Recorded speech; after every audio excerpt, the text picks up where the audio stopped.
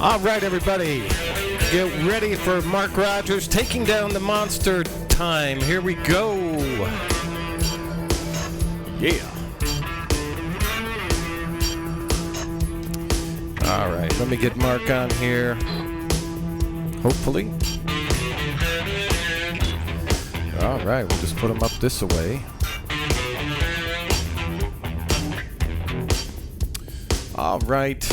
All right, Mark. Give me just 2 seconds. We'll have you up there.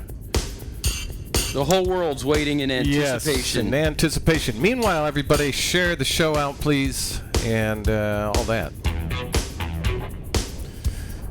Because we need your help, that's for sure.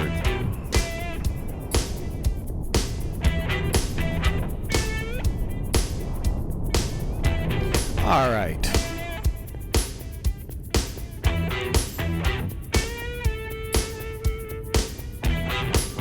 All right, Mark. Here we go. Thanks again, everybody, for tuning in. Mark Rogers, here we go. You are up, sir. We are on. Yes, sir. All right. My producer, Joe Workus, has said we are live. We're here from the, what is, I think Mark Levin calls it his command bunker, the show that he does. We are kind of in a bunker here, Joe Workus's bunker, and it's quite a facility, and we can only hope that it starts to fill up with people, because we would love to have guests here. We would love to have roundtable discussions if we could one day, because somehow or another, from all over America in little ways like this, and it has to grow, we've got to figure out a way to save our future. Because, ladies and gentlemen, we've been losing it for a long time, and it's time to take down the monster. And as I've explained, well, the monster is the federal government. And it's a monster that has caused death, dependency, destruction within our borders and outside our borders for a long time now, none of which would be approved of by our founders, none of which is called for by our Constitution and the spirit of our laws, but that's where we're at. And I do want to explain a little something more about the monster. As we look at it as some entity, some foreign entity that we got to figure out how to scale its walls and shake it down to its core, get it under control. Folks, we are the monster. We are the ones who elect the people that go there, that do things that they should not be doing. We have to become a good monster. We have to become that monster in the movie where you go, that guy, that group, those are the people that are going to win the day and take down the monster they created, the Frankenstein. Actually, Frankenstein was the Dr. Frankenstein, and it was Frankenstein's monster. We need to take down Frankenstein's monster. And by the way, speaking of Frankensteins, if you have never seen Young Frankenstein, folks, we can talk about movies, music, anything on here. We want to be entertaining. I'm capable of talking about anything. Not a great expert at anything, but I can just about talk about anything, except maybe quantum physics. I don't think I'm capable of. I was talking to my grandson the other day about quantum physics, and he blew me out of the room.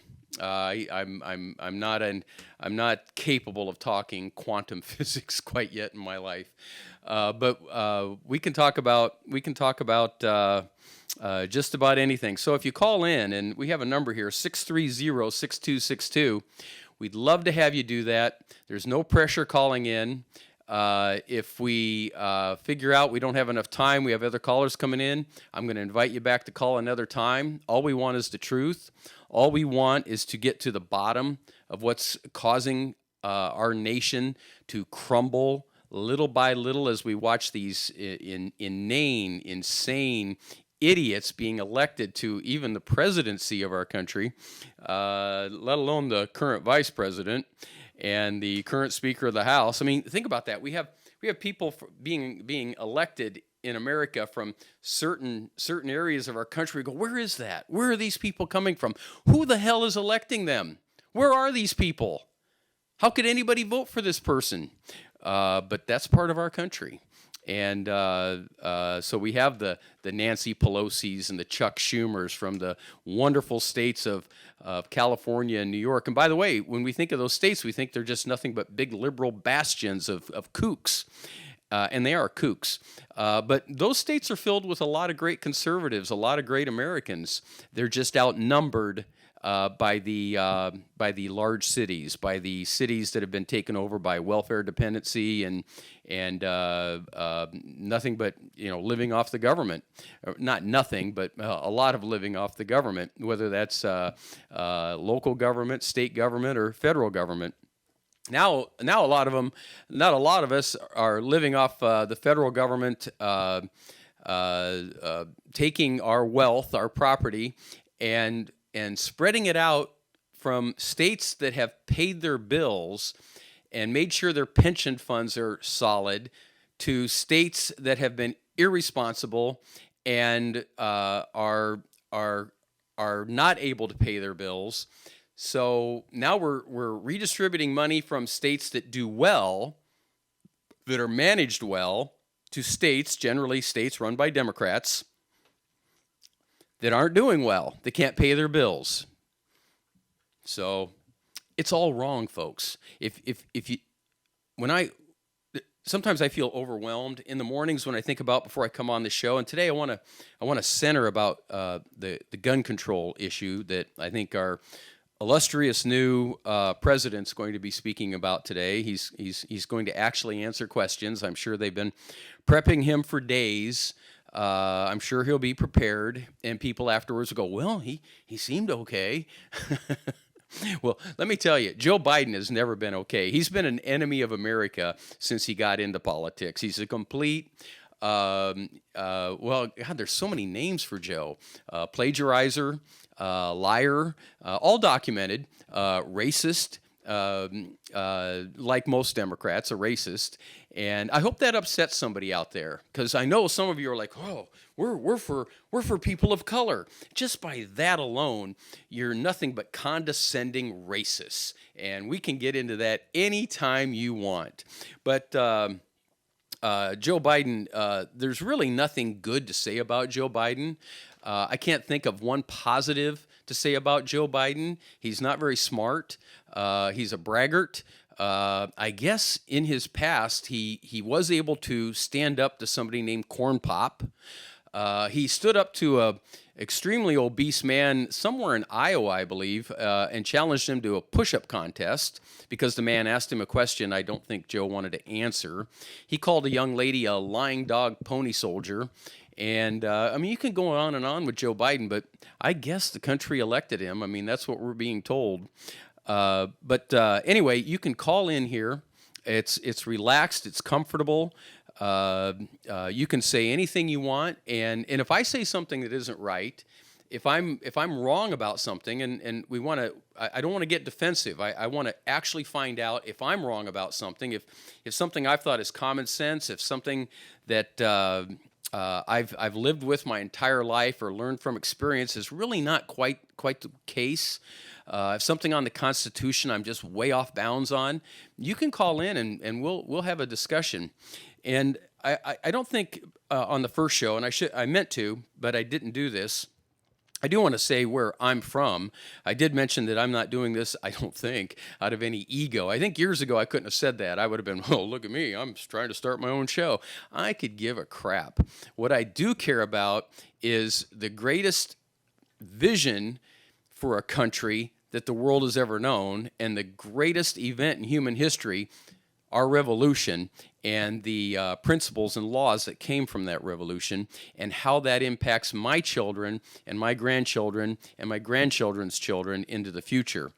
And so I do want to mention a little bit about where I'm from. I'm an Iowan, and that may confuse some people out there who think we may have a football team here in Iowa called the Idaho Buckeyes, but no, it's Iowa, and named after, of course, like so much of America, it's an Indian name. Like a lot of our cities' names, they're French and Indian, and there's so much of that influence right here in Iowa. And I was born in Des Moines, where I'm where I'm sitting right now in the city of Des Moines, and ended up going to high school in Cedar Rapids. So for anybody from Cedar Rapids out there, and I hope you're out there because I love my city of 5 seasons, which as we were in high school there, I went to Cedar Rapids Kennedy. I think we lovingly referred to our city as the city of 5 smells because we have a few smells in Cedar Rapids, and for many people they are good smells. But there's corn sweeteners there, and National Oats, and Quaker Oats, and we would always joke, depending on how the wind's blowing, you'll get a certain smell. And but I went to high school in Cedar Rapids. I journeyed around a little bit after high school, and ended up in California going to Ventura Junior College thinking I was going to play football. And instead I floundered and found myself too far from home and drinking too much beer. And one day I just decided, hey, I'm going to the University of Iowa. And I called up one of my best buddies, one of my best all-time friends, Mike Newland, who I've been palling around with since junior high. And I said, Mike, I'm going to the University of Iowa. He said, me too, man. And we got a room, and we went to the University of Iowa, obviously. After that, well, my senior year, I worked as an intern in Washington, D.C. for a Democrat. The job was open, and I really didn't know what I was back then, but I did basically become a Democrat, and a fairly liberal one there for a while, as I was young and foolish, and didn't understand how human nature operated for real, and I didn't have any common sense or real life experience or real work experience to speak of, even though I'd worked since I was a little paper boy, but I never really had a company with employees and went through all that, which I eventually did. So I worked in D.C. as an intern. It was a great experience. And then I worked in a few campaigns. I actually worked for John Glenn, the astronaut. Had some meetings with John Glenn. Of course, that was kind of exciting. I was waffling about what I really stood for, and I picked John Glenn because he was the most conservative of the Democrats running, as I still didn't know where I fit in the political spectrum of things. And to just stop for a second, it's sad we have a political spectrum as far as national politics go. That was never meant to be. There was never meant to be conservative, liberal, moderate, whatever. We were all just supposed to be Americans, and that's why our founders limited responsibilities in our Constitution for the federal government. So there wasn't much to fight about. There was no reason to have American pitted against American, but that's where we are because we haven't followed the blueprint.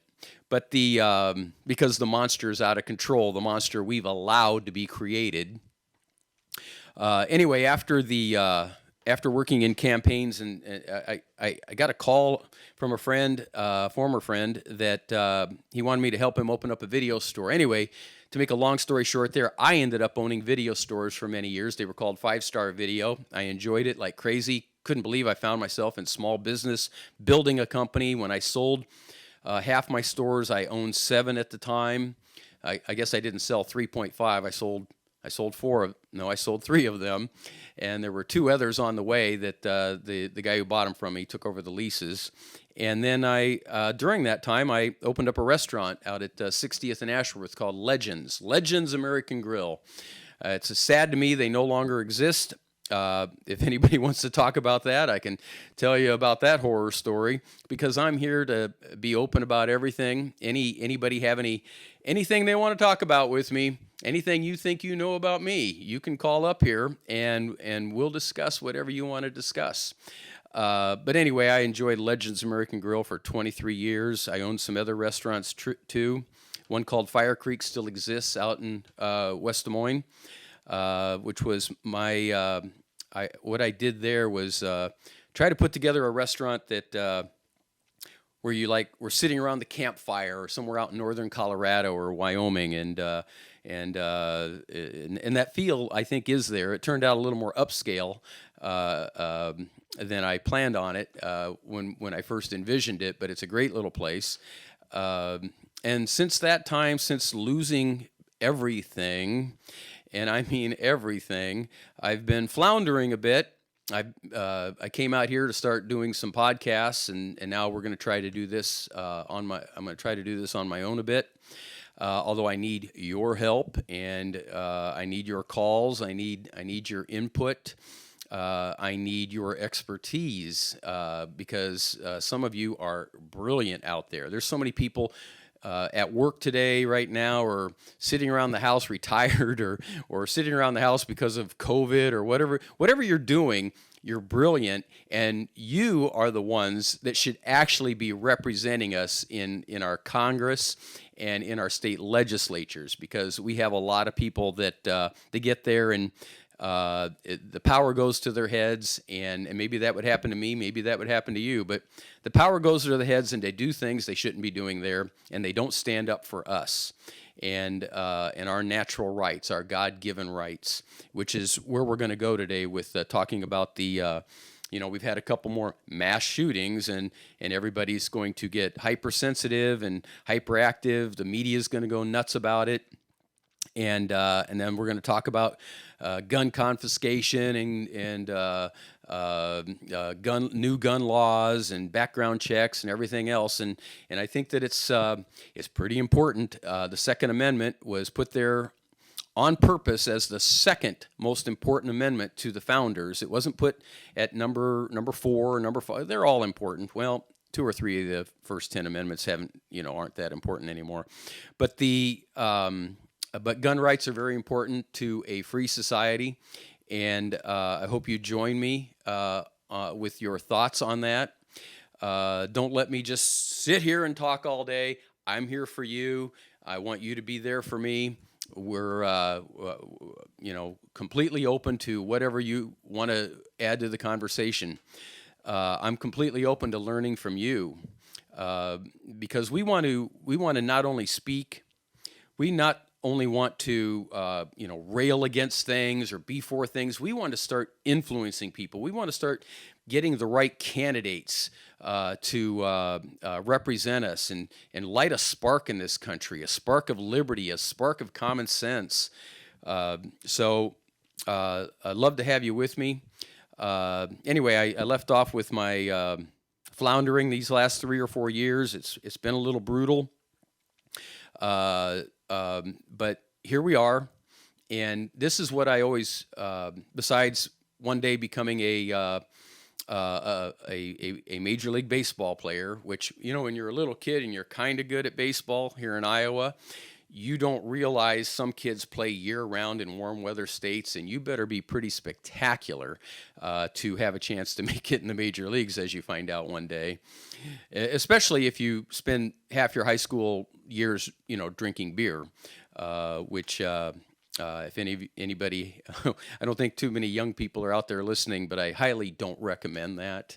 I highly recommend that you prepare for life. But anyway, we're here to talk about anything you want. But I kind of prepared. I prepared a bit for a show on guns. I got one of those energy drinks. I know they're not supposed to be good for you, but some of them taste really good, and I don't drink pop anymore. And sometimes I don't even know if they give me energy, but maybe psychosomatically they're working for me. I don't know. I know they're putting caffeine into my body, but I never feel like I'm going to get up and run through a wall because I have so much caffeine in me now. I've never been a coffee drinker. I've never had a cup of coffee in my life. That may sound odd. I've never had a cup of coffee in my life. But I do like the taste of these, and hopefully they do give me a little energy. And by the way, there's no real parameters on this show as far as topics and as far as time right now. If we get lots of callers calling in, don't feel pressed for time. We'll talk, and we'll figure out how long this show should go down the road. But right now, it's pretty open. I'm here for you, and I can only hope that you'll be there for me as we try to build something, I hope, special, because we're gonna be honest, we're gonna be fair, and we're gonna be Americans. and that's where we have gone off the rails. We're conservatives and liberals and communists and socialists and white supremacists, I guess now. No, we need to learn what it is to be Americans, and I doubt that many people know what that means. And I do think I kind of know what that means. In fact, I think I'm very sure of myself there, and it's not what we all think. So, sometimes people ask me, are you a conservative? Are you this or that? Without knowing me much. And I say, I'm an American. And that's something proud to be, is an American. And even with all our mistakes and our sins, not only of the past, but of today, but if we would follow what our brilliant founders gave us, we would be far more successful than we are now. The Chinese would still be way back in our rearview mirror, and we would be the light of the world that we were meant to be, that our founders meant us to be. But instead, we're floundering. We're in massive debt. We kill overseas indiscriminately sometimes, and we are spying on ourselves. We are spying on the world. I know sometimes we feel like, well, we saved the world in World War II. We're moral giants here. Well, I don't think we've been moral giants since World War II. I think we've made a lot of errors and caused a lot of pain around the world. We've done good things too. We have a good heart, but most of that good heart stuff comes from us privately, through our church groups, through our own charitable contributions around the world to help people build sewers and finish off plumbing in areas and build churches and electrify communities and so on. But anyway, I will get to the topic here at hand, and hopefully, I'm not begging anybody to call. If you're sitting there listening right now, and you feel like, God, I don't know, it'd be fun to do this, but I've never called into a show and like put my opinions out there to where they're recorded, to where someday somebody can say, did you really say that? You know what, folks? We only have one life to live. One day we're just gone. We're just dust.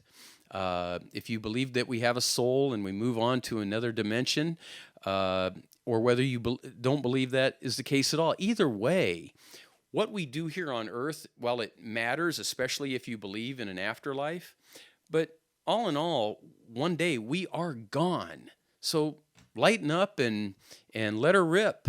Live a life, speak your piece, call up radio shows, podcasts, call your representatives, call your aging mother because she's lonely. Get out there and call and interact and make a difference. Anyway, we have this thing called the Second Amendment, and I've never been a gun owner. So talking about the Second Amendment is purely something that I want to do because it's such a big part of America. And it's become something that has become controversial, something that was just natural a few decades ago. Kids grew up with guns around America. Owning a gun was not a big deal. Kids would drive to high school classes and have a gun on a rack in the back of their pickup or in their window. Guns are as Americana as anything, as apple pie, in my case, cherry pie.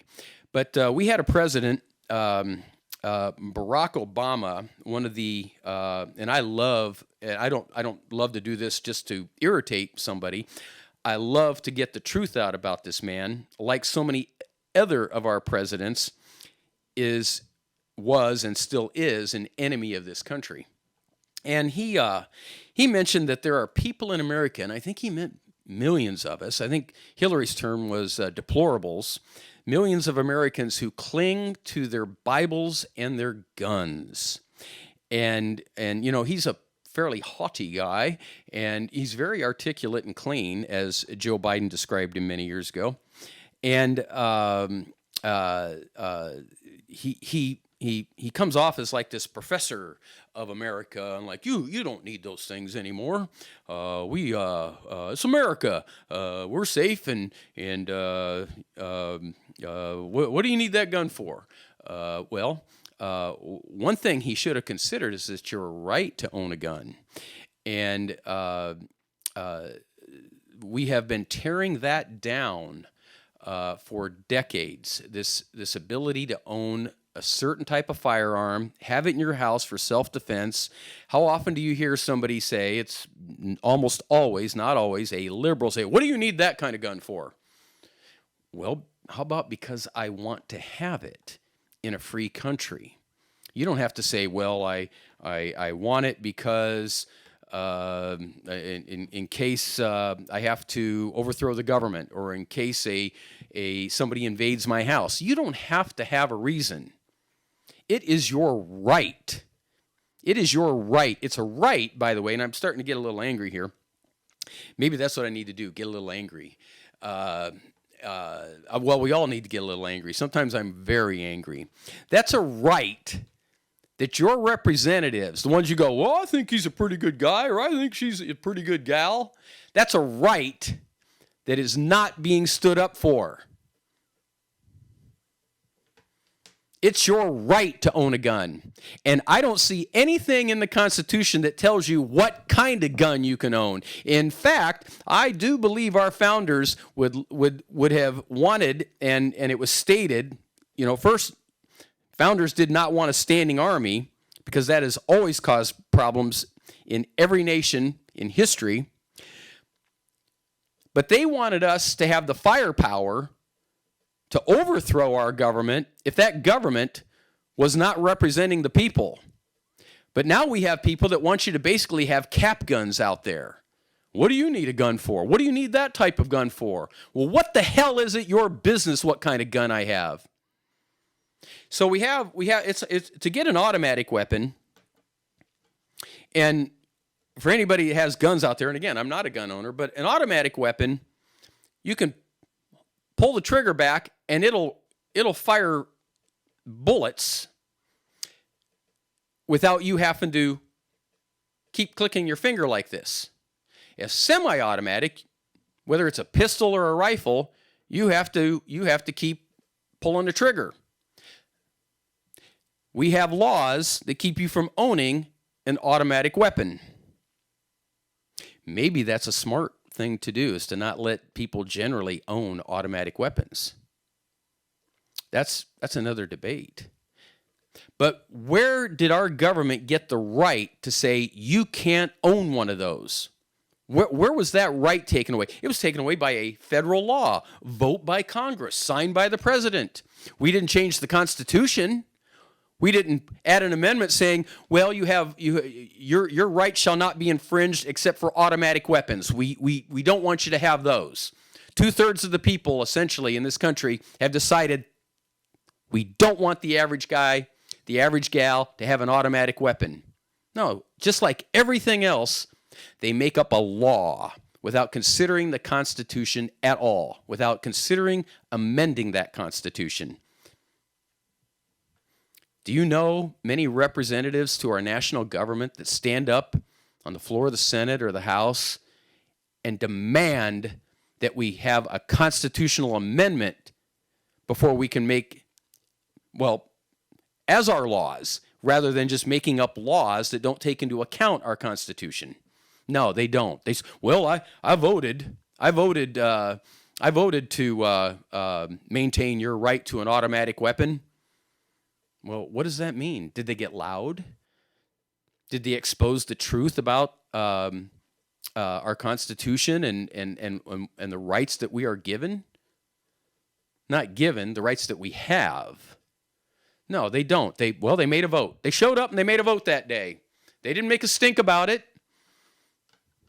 They didn't make anybody squeal about thousands of these votes, so I voted. Yeah.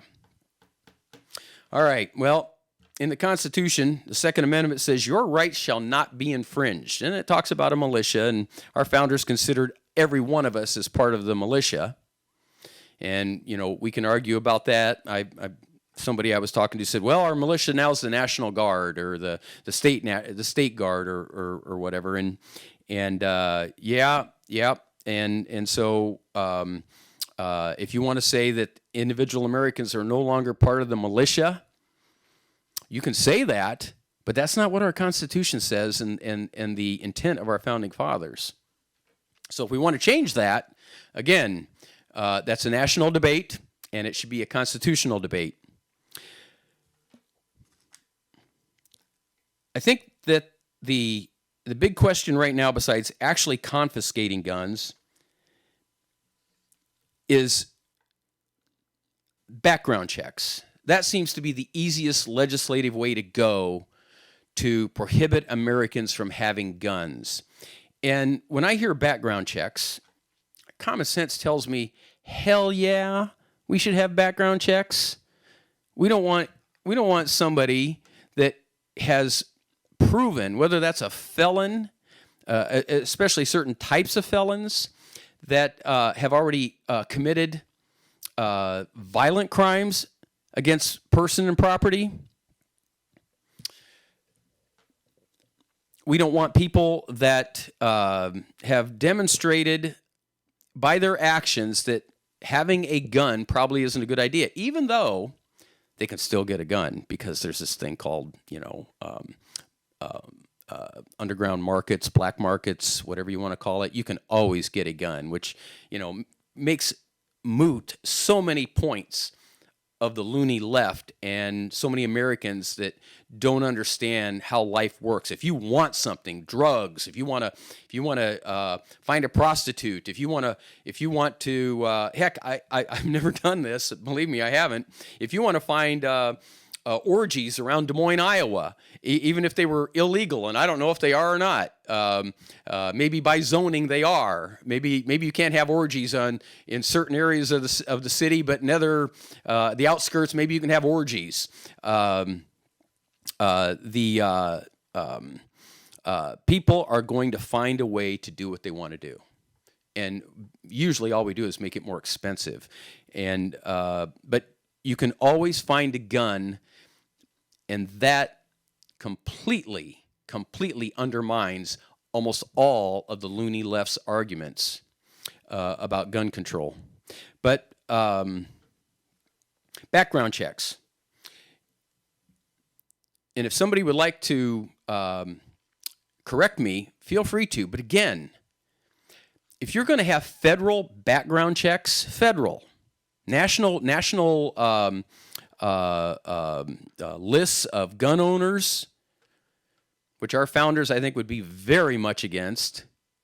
If you're going to do these things, again, doesn't it require the nation to come to agreement? Not a well, the Democrats are in power by a couple votes in the House and a couple votes in the Senate, and this is what they want, and then the Republicans come and overturn that, or hell, they probably don't because they're cowards anyway, most of them. If it's common sense to have federal background checks, don't we want to add that to the Constitution? Don't we want to make that the law of the land and not have it subject to the whims of a local government or a state government? Because, and I'm not saying whims to a local or state government to denigrate what a state or a local government might do at all. This country is large, and it has different cultures from hell, sometimes from one street to the next. But we need to take a look at amending our Constitution instead of just making federal so-called laws. If I were to run for governor, or if somebody else were, and their number one item, their number one goal was to nullify federal laws that are unconstitutional, provably, that would be my number one goal. That would be my number one person I would support. So, other than that, if you can't have a broad-based agreement on background checks, federal background checks, it should be left to the states and the local governments, because anything not given specifically enumerated to the federal government was left to the states. Look it up. You can't just make laws, so-called laws, as I call them often, so-called laws, when you could have John Roberts, our magnificent Justice John Roberts, and I say that sarcastically. Say, well, no, you can have federal laws, even though there's nothing in the Constitution about it. We're just going to bend the Constitution. We're gonna do so without actually modifying the Constitution legally. You find judges all over.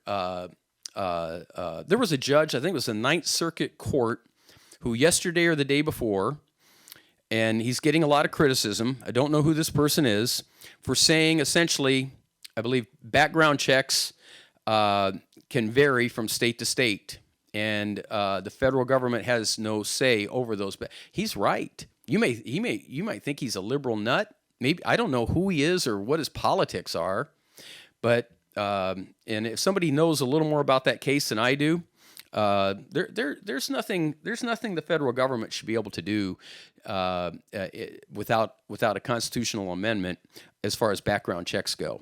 My country, my federal government has no business knowing what gun I have or I don't have. They don't. You may say common sense-wise they do, and that's arguable. But without that amendment, and I'll continue on this show to keep coming back to that, because if you can just make up laws without modifying your supreme laws, you can just make up laws because of your politics, because of the prevailing winds of the day. You have no foundation, which is what we found in this country. You don't have a real country. And that's why we're fighting with each other, because we just make up crap. Anyway, I've got a lot of notes here. We've seen this buffoon, and I don't want to really call names. I do sometimes, but we really do have a buffoon. Now, some people thought Trump was a buffoon, Obama's a buffoon, me. But we really have a buffoon here in Joe Biden. He's proven it his entire 49-year career in public office, while he's become he owns the two, I believe, largest or most expensive homes in the state of Delaware. I mean, how do you do that? He spent 49 years in government. But if that's not true, please let me know. Maybe the DuPonts have a bigger house there, or some other wealthy family. But I do believe Joe Biden has some really, really good properties there in Delaware. He's been issuing executive orders, and as has become a big deal in America. We've had that. This has become something presidents have used. I think Obama said he had a pen and he was going to use it. What does that mean, America? He has a pen and he's going to use it. He's a dictator? Is that what we have now? A monarchy? We have a dictator? I don't know how many of you out there realize the executive branch of our government doesn't make laws. Well, they do now through our bureaucracies, which are also unconstitutional as hell. The executive branch is to execute the laws, to make sure the laws that are made by the Congress are followed. And those laws, again, by the way, should pass the constitutional test, or there are no laws at all. But he had a pen. And before him, presidents had a pen. And they made executive orders, EOs, as you'll find them called.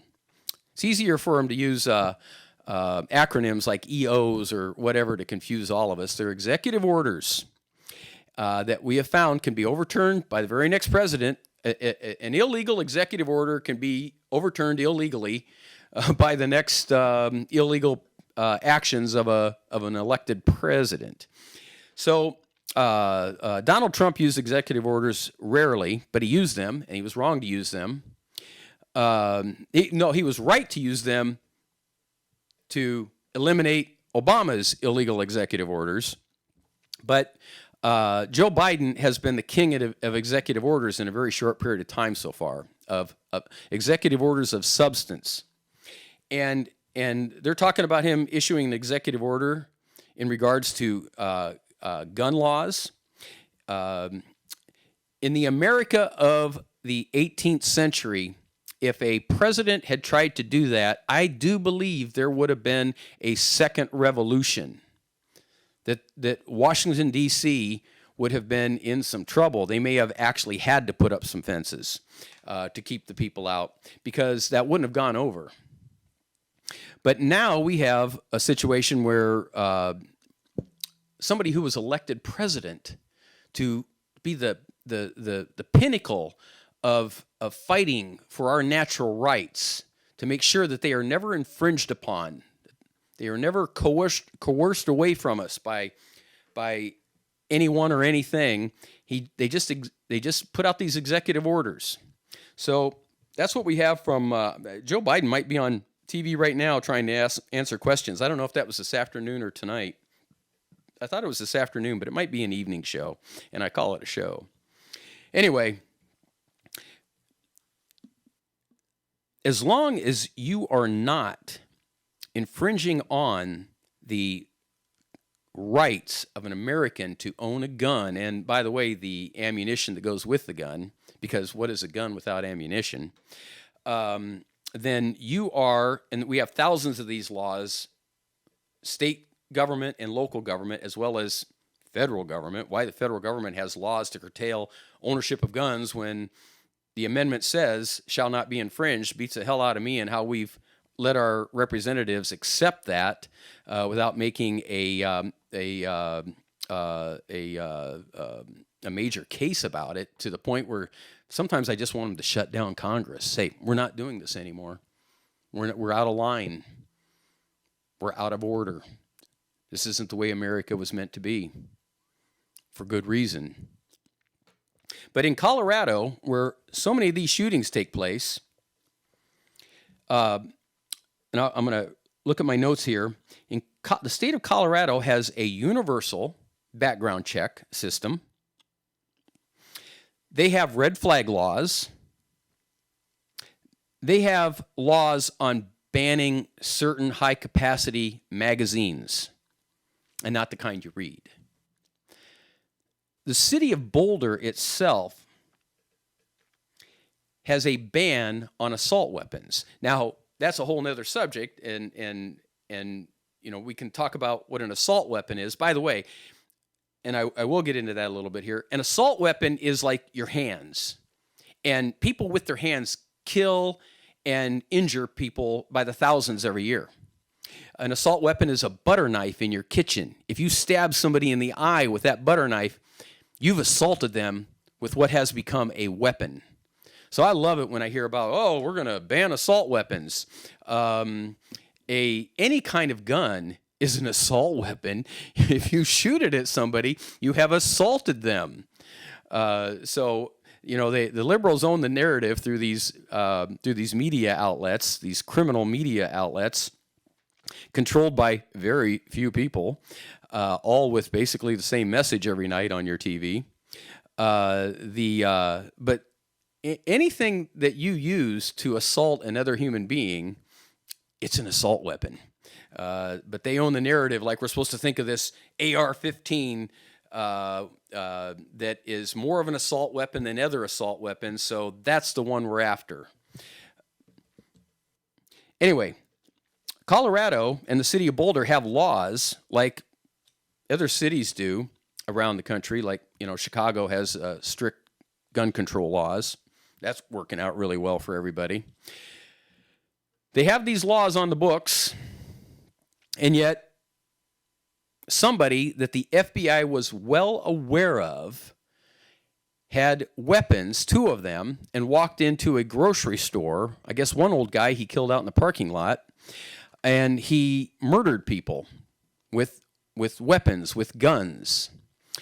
And I don't know yet if he had those legally, whatever that means, or not. But he had them. If he wasn't able to get them legally, I guarantee you if he really wanted to kill people, whatever his reasons were, he could have purchased those weapons because they're out there. You can buy them legally or illegally. He could have, like happens, I know it happens in China. I've read about it on more than one occasion where somebody with a knife slaughters people, multiple people, because they don't have a gun, but they still want to kill people, so they do it with a knife. But this guy had guns. He was able to own guns, and he killed fellow citizens.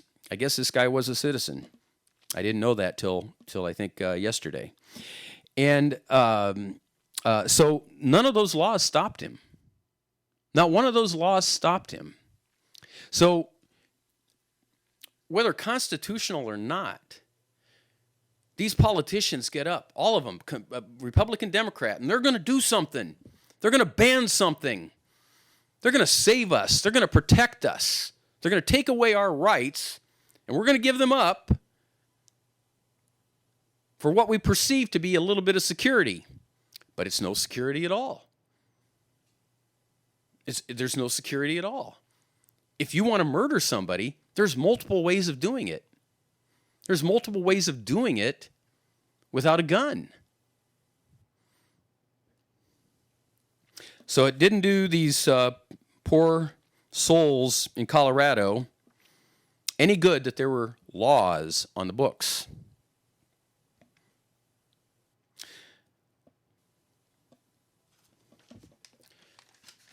Now, here's something you're never going to hear.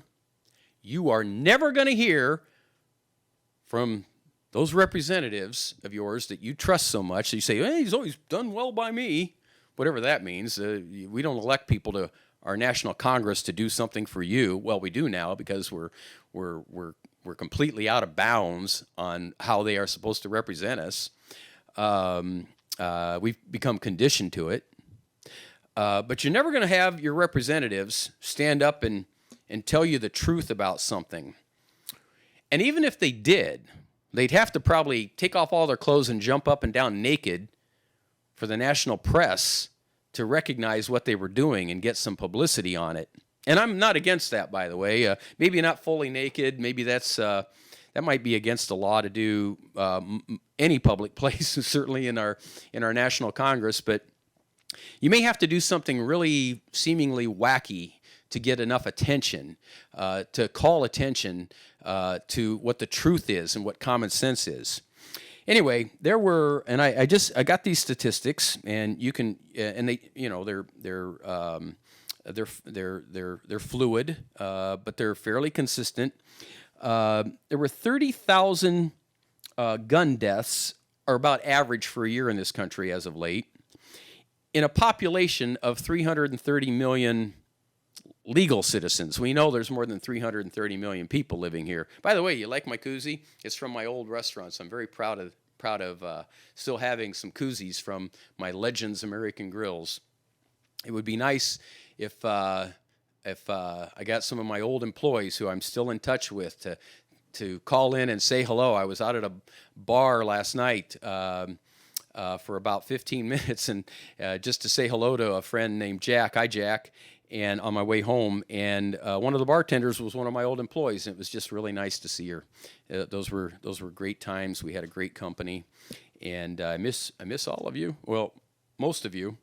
Anyway, that is a death rate of 0.000912588%. Well, that's pretty low, especially compared to car accidents. Medical error, of course, cancer and heart disease and so on. But 65% of those deaths are by suicide. Now, some of you might say, well, that's because they had a gun. Well, a lot of deaths by suicide aren't by gun, by the way. And if somebody really wants to kill themselves and they used a gun, but they hadn't had a gun, there wasn't a gun there. If there was, they would have used that. Well, they do find another way to do it. I mean, I know people that have committed suicide by taking an overdose. We have opioid accidental deaths or flat-out suicides all over this country. Anyway, 65% of gun deaths were by suicide. 15% were by law enforcement while they perceived a crime or an actual crime was being committed. 17% of those deaths were by criminal activity, primarily by gangs in our inner cities. And 3%, and this is really sad to me, are accidental discharges. And sometimes those are kids, and I can't think of anything sadder, whether it was purposeful or accidental, of your child taking their lives for whatever reason. I can't think of something. Well, there's things as sad, but that ranks way up there. Anyway, of that gun violence, 5,000 a year happen in by gang-related activity. 25% of those happen in just 4 of our cities, 3 of which have strict gun control laws. Those cities are Chicago, Detroit, Washington, D.C., and Baltimore. 25% right there. There are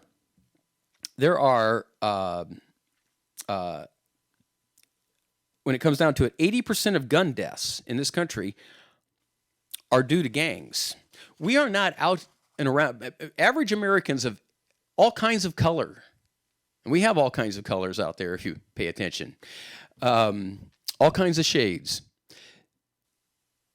Most people aren't killing other people. We're just not.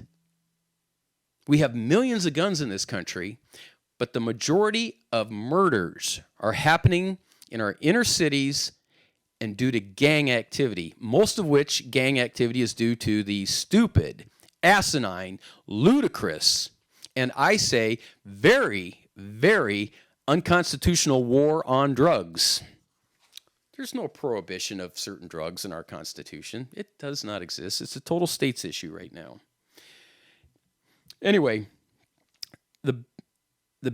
what is really lost on people, secondary to that, not secondary, primary right with that, is how many lives are saved every year because of gun ownership. Do you ever hear that? I was watching the news, I don't know if it was last night or the night before, where the headlines are so many gun deaths in America. It's become an epidemic in America, which it's not. Even mass shootings are not an epidemic in America. And by the way, America, by percent of our population, does not lead the world in mass shootings. We don't. But you'll never hear that from the Main Street media. You may hear that from a few podcasts around the country. But, just like this COVID thing, you're all meant to be scared, meant to go, "Ooh, wow, I didn't realize that. Wow, we've got a major problem. I don't know if I can let my kids out of the house." Anyway, the fact that people have guns in their homes, and it's 18, it's far more than 18 million Americans. The fact that millions of Americans have guns in their homes cuts down on crime and murder, crime in general and murder in particular, right there. Especially if a criminal knows you have guns in that house. Sometimes a criminal doesn't know if you have guns. They don't know, but there's high gun ownership in America. Now, it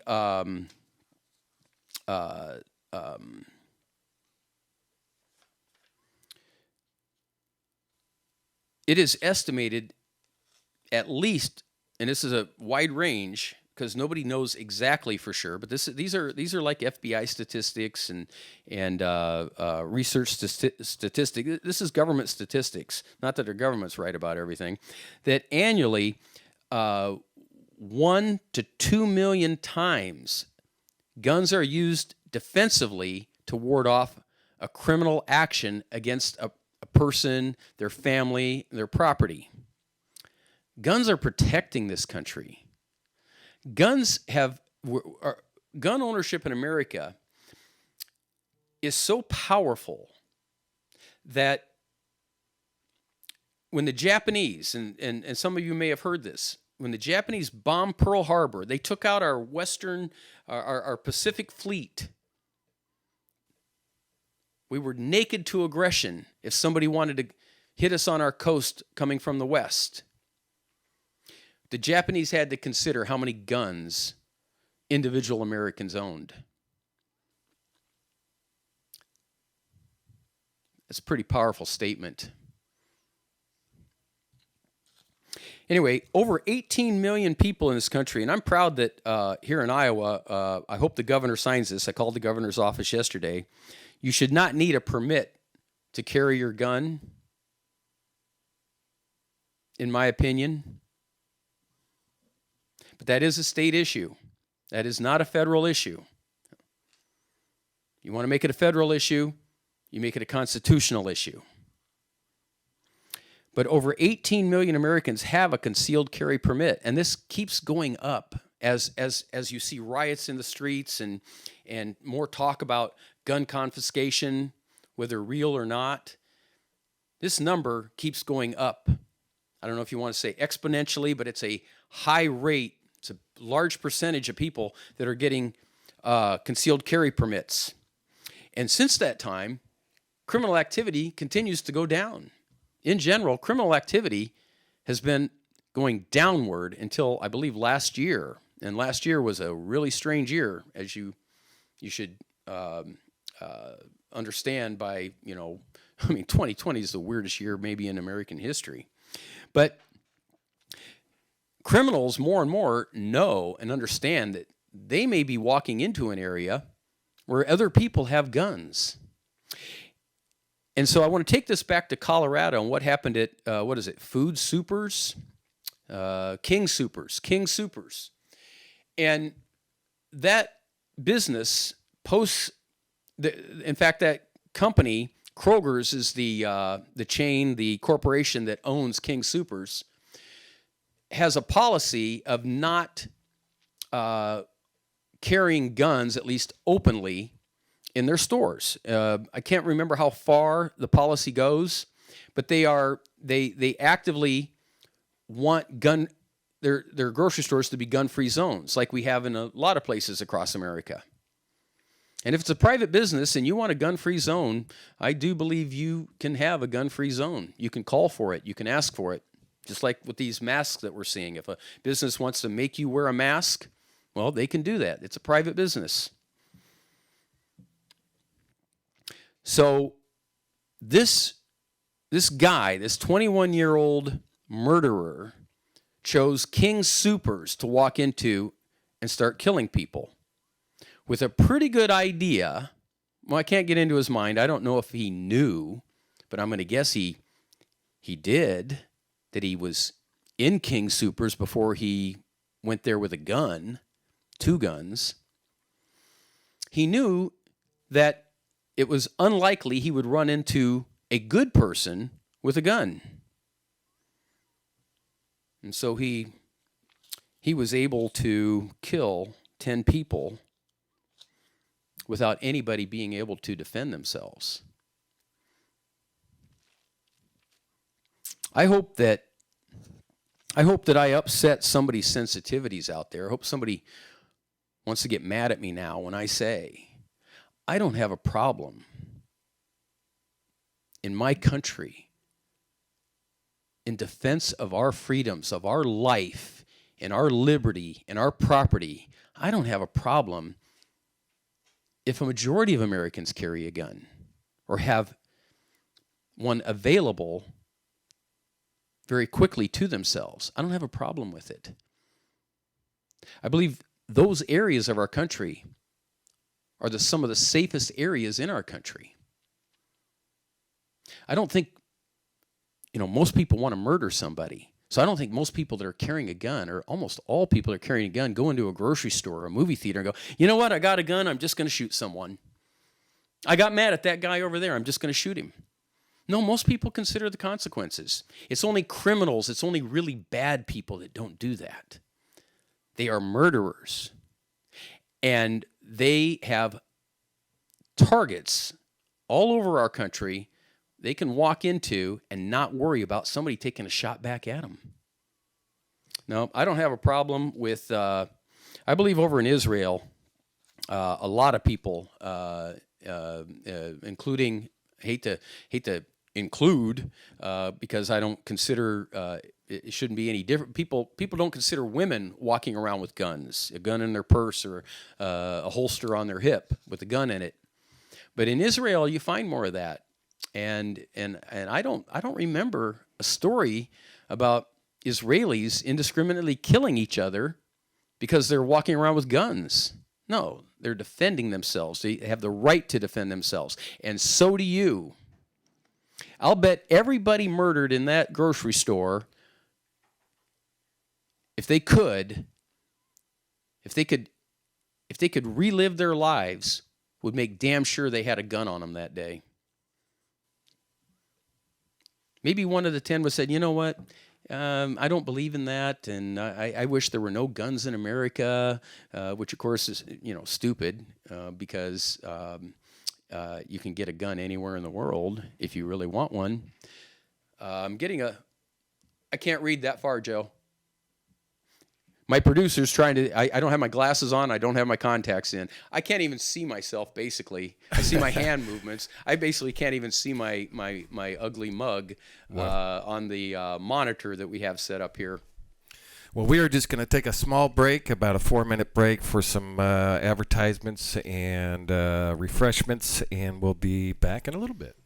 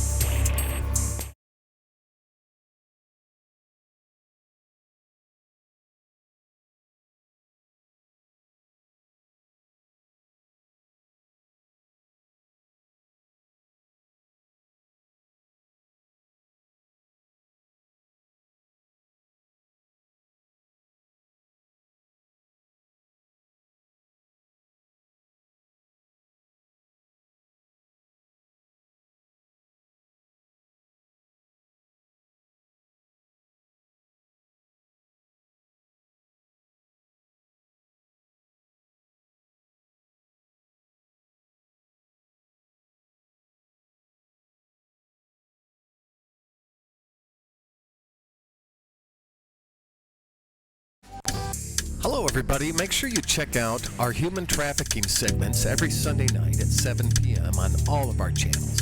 If you want to join our coalition, go to INFOWINDNewNews.com. Go to the Join My Team button and join us.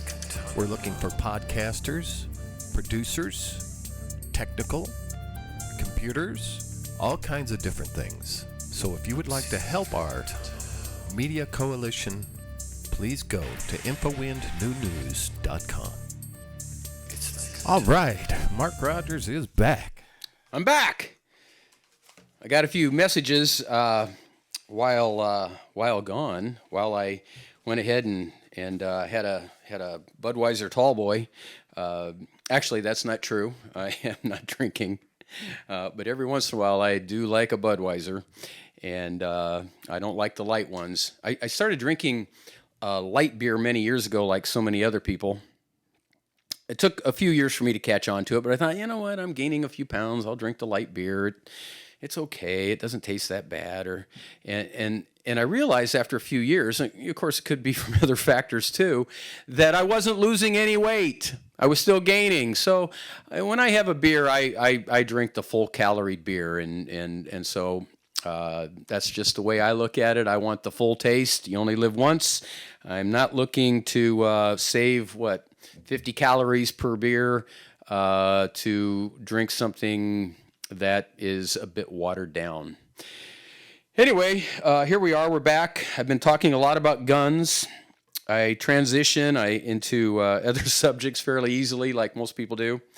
And I want to say once again, I'm excited to do this. I really am. Sometimes I'm going to be better than other times, but really what would make it good all the time is if you were here. And I'm looking for America to join me here. I'm looking for Joe put something on our screen that says Mark Rogers Show Army. Well, I like the thought of us building an army of Americans that had to be dealt with. There's a good Facebook friend named Sean Graham who started up a group called Stomp the Swamp, and I encourage everybody to join Stomp the Swamp because we need to stomp the swamp. Sean gets it. He's tired of these Republicans that basically are Democrats from just a few years ago, as the Democrats go off the totalitarian cliff entirely. You should look into Stomp the Swamp. It's the swamp monster that we're trying to destroy here. We need to take it down. That includes almost every single Republican. We're coming after you because you haven't stood up for us. You think you have because you showed up every day or you made a vote, but you're not loud. You're not making a difference. You're just holding the tide of totalitarianism back for a few more days. And you are getting wealthier. You're voting for yourselves more benefits. You gain more power the longer you're there. To do what? To vote away, to give away, to not oversee that our natural rights are protected. Your number one damn responsibility while you're in that Congress. That's what you don't do. You may think you are. You may pat yourself on the back periodically.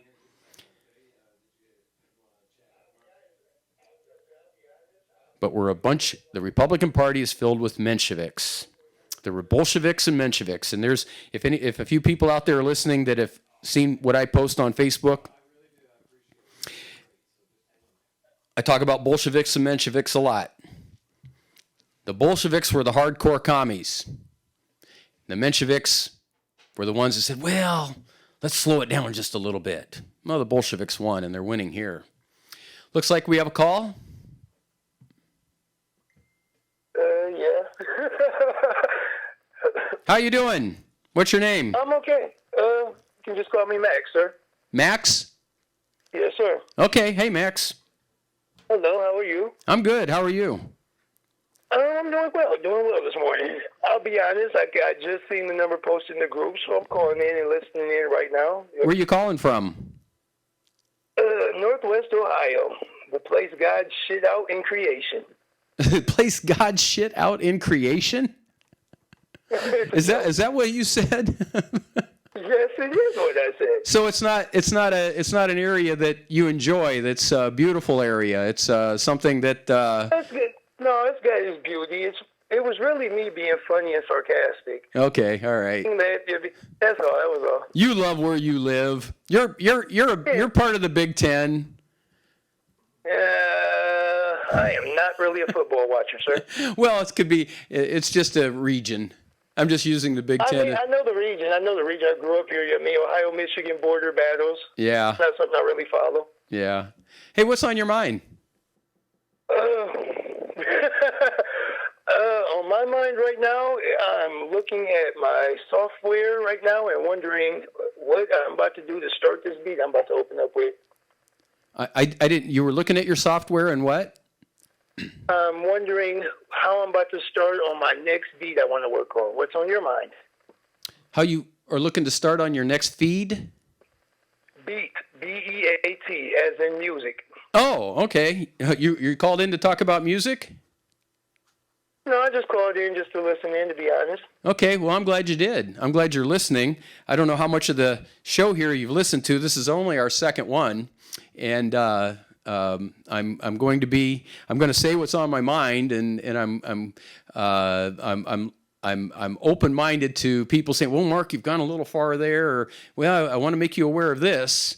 But for the most part, I'm attacking what is destroying civil society in our country and infringing on our lives, and that is first and foremost the federal government. But we can talk about anything, Max. Okay. Shittios. Okay. So this is going to be. Let's open up. This will be interesting. So you feel that the federal government is destroying our lives? Okay. Well, let me ask you, how do you feel that? Can you explain as to how they're destroying our lives? I guess is a better way to put it. Well, you used the word destroying, and in some ways, I do believe by not standing up for our natural rights, we are having lives destroyed. But if you are a big believer in government in particular, then you look at it. I'm going to guess thank God for our federal government. I would have to actually laugh and say you are dead wrong. Okay, good. I'm glad I am wrong. I'm glad I'm assuming wrong there, because we need people that understand that we are being infringed upon in ways that defy common sense, logic, the laws of our land. And my point is, my basic point is, I have a few basic points. One, there are so few responsibilities of the federal government in the internal affairs of this country. They're listed. They're in the Constitution. They are listed specifically. And yet, we've all become dependent on the federal government and who's elected to Congress or into the presidency, and it shouldn't be that way. Okay, now, what I will say is that I can agree with your viewpoint there. To certain extents, I also can say I agree, but not in the same fashion. For me personally, when we talk about these subjects, I'll be honest, not a fucking thing in the Constitution bears any meaning to me. Because that same document that we're going to try and quote, when it was originally wrote, it said I didn't even count as a whole person. So I can't even use that as my basis. Okay, let's go there. That's a great point to make.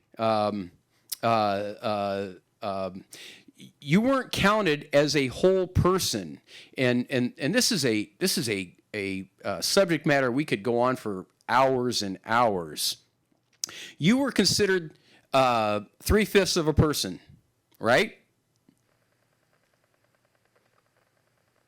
Max? Yes. Yeah. Yes, sorry. Yeah, according to their document, yes. I mean, me and people from my descent would be considered 3/5 of a person. Do you know why that was done? Has anybody told you why that was done? Why that was agreed upon? I've read varying reasons, and for me personally, I guess I shifted my focus because that was in that point in time. It doesn't matter, but what that shows me is that it was a system I was never meant to be a part of. Well, that's not entirely true, but go ahead. I'm sorry I interrupted. No, you're good, Yabi, because this is your way, Yabi. I'll just give you my input. Okay. You were people of African ancestry were accorded 3/5 citizenship. It was a compromise between the southern slave states and the northern states where there had been slavery, and that was done to actually keep the South with less political power in our government. The Southerners, even though they were enslaving people, they would have been far better off politically to have everyone on their property considered a full person. And if that had been done, the South would have had far more political power than the North. And that's why that compromise was found. That was people who were against slavery finding a compromise to keep the South from gaining political power to make it harder to get rid of slavery. Now, that is a really interesting, concept. Well, it's not a concept, it's a truth. Please hear me out, sir. Because now I got to bring some information into play that a lot of people seem to gloss over. Because in America, y'all, it's looked at, if you have dark skin, you're an African American. I hate that term, but sure, go ahead. But hold on, sir, please, hold on. That's a total misconception, because if you put, somebody show that, somebody acts as actual Africanness. Ask somebody from Africa and watch the response you get. A lot of Africans will tell melanated people in America who call themselves an African American that they don't know their ancestors. If you really go back and do the research, you'll find out that there was a melanated population on this continent before the settlers arrived. So when we talk about these terms, and this is where this is where the waters get muddy. This is where you'll be a lot of people, and talking about Black's Law Dictionary and the classification as black as a slave. This is where that comes into play at. We talk about knowing rights and stuff, but we don't even know our true heritage. Our heritage has been stripped from us. Let me ask you something. Why is it that the so-called, let's call them melanated, because I don't like none of the politically correct terms. So let's say the melanated race. Why is it that we have been called by multiple terms over the course of what we know of as history? Because we've played identity politics. It's gotten worse now. It was getting better. Now it's getting worse. Because we've played this identity politics for a long time. Irish, American, Italian, whatever. In my opinion, and I've said this for years, I hate the term African American or Asian American. If you're a citizen here, I don't care. I don't give a damn. I really don't. What color you are either an American or you're not. Why? Okay. I hate discussions like this because, man, when I try to hit this, man, it ruffles so many feathers. But this is honestly where, I'm speaking authentically, but why do we have to label ourselves as any part of any type of a political or social group? Like, why you have to be an American? Why do you have to be, a Republican, a Democrat, any of these things? Why can't you just be you? You see what I'm saying? Like, we strive so labels instead of just being ourselves and resonating. Yeah. That's what, when we try so, like, okay, I'm an American, right? You're creating a division. You're saying that I'm different from these people because of this. And no matter what form that division is in, you know what I mean? When we identify as in divisions, we're always going to experience conflict because you're separating. Well, see, that's what our founders tried not to have happen. Now, they weren't able to execute that, including some of them personally, right from the start of the ratification of the Constitution. But they were very concerned about factions developing in this country. Chapter 10 of the Federalist Papers. They did not want political parties. They didn't see the need for them because they kept the government weak. The central government was never to be funded by personal income taxes or by national banks. It was never to be funded to become the monster that it has become.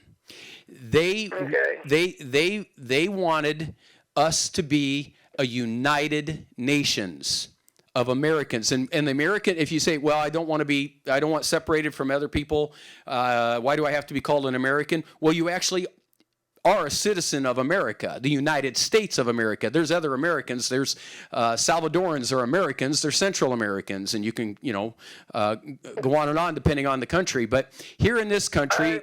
Time out. Can you tell me what the word citizen means, please, sir? Do I say that again? No, can you please tell me the original meaning of the word citizen? Well, I can't tell you the original meaning of the word citizen. Okay. Well, let me, give it to you in real simple terms. I don't identify as a citizen because I'm not property of nothing. Nothing owns me. What are the biggest creator of what we perceive of as reality and what we experience. So when you say that something, like when you call yourself a citizen, if you don't know what that word means at its root, then you don't even know, what you're saying. Okay. You don't even realize that you're saying that you're property of something, that you're the chattel of something. No. Let me interject. I see where you're going down. I see what you're doing, and I get your viewpoint. But we are not in this country, and as it's evolved, and again, this is why I'm doing the show. I'm very thankful for your call. This is why I'm doing this show. This is why I'm trying to start something, because we are not supposed to be a property. None of us at all. Our founding documents do not make us a property of anything. Just because we are called an American, we're a citizen of this country. We're legally a citizen of this country. It's just a legality. It does not mean that we are a property of this country at all. We are our own property. We are supposed to be self-made, self-determined, self-governed, self-responsible people in this country.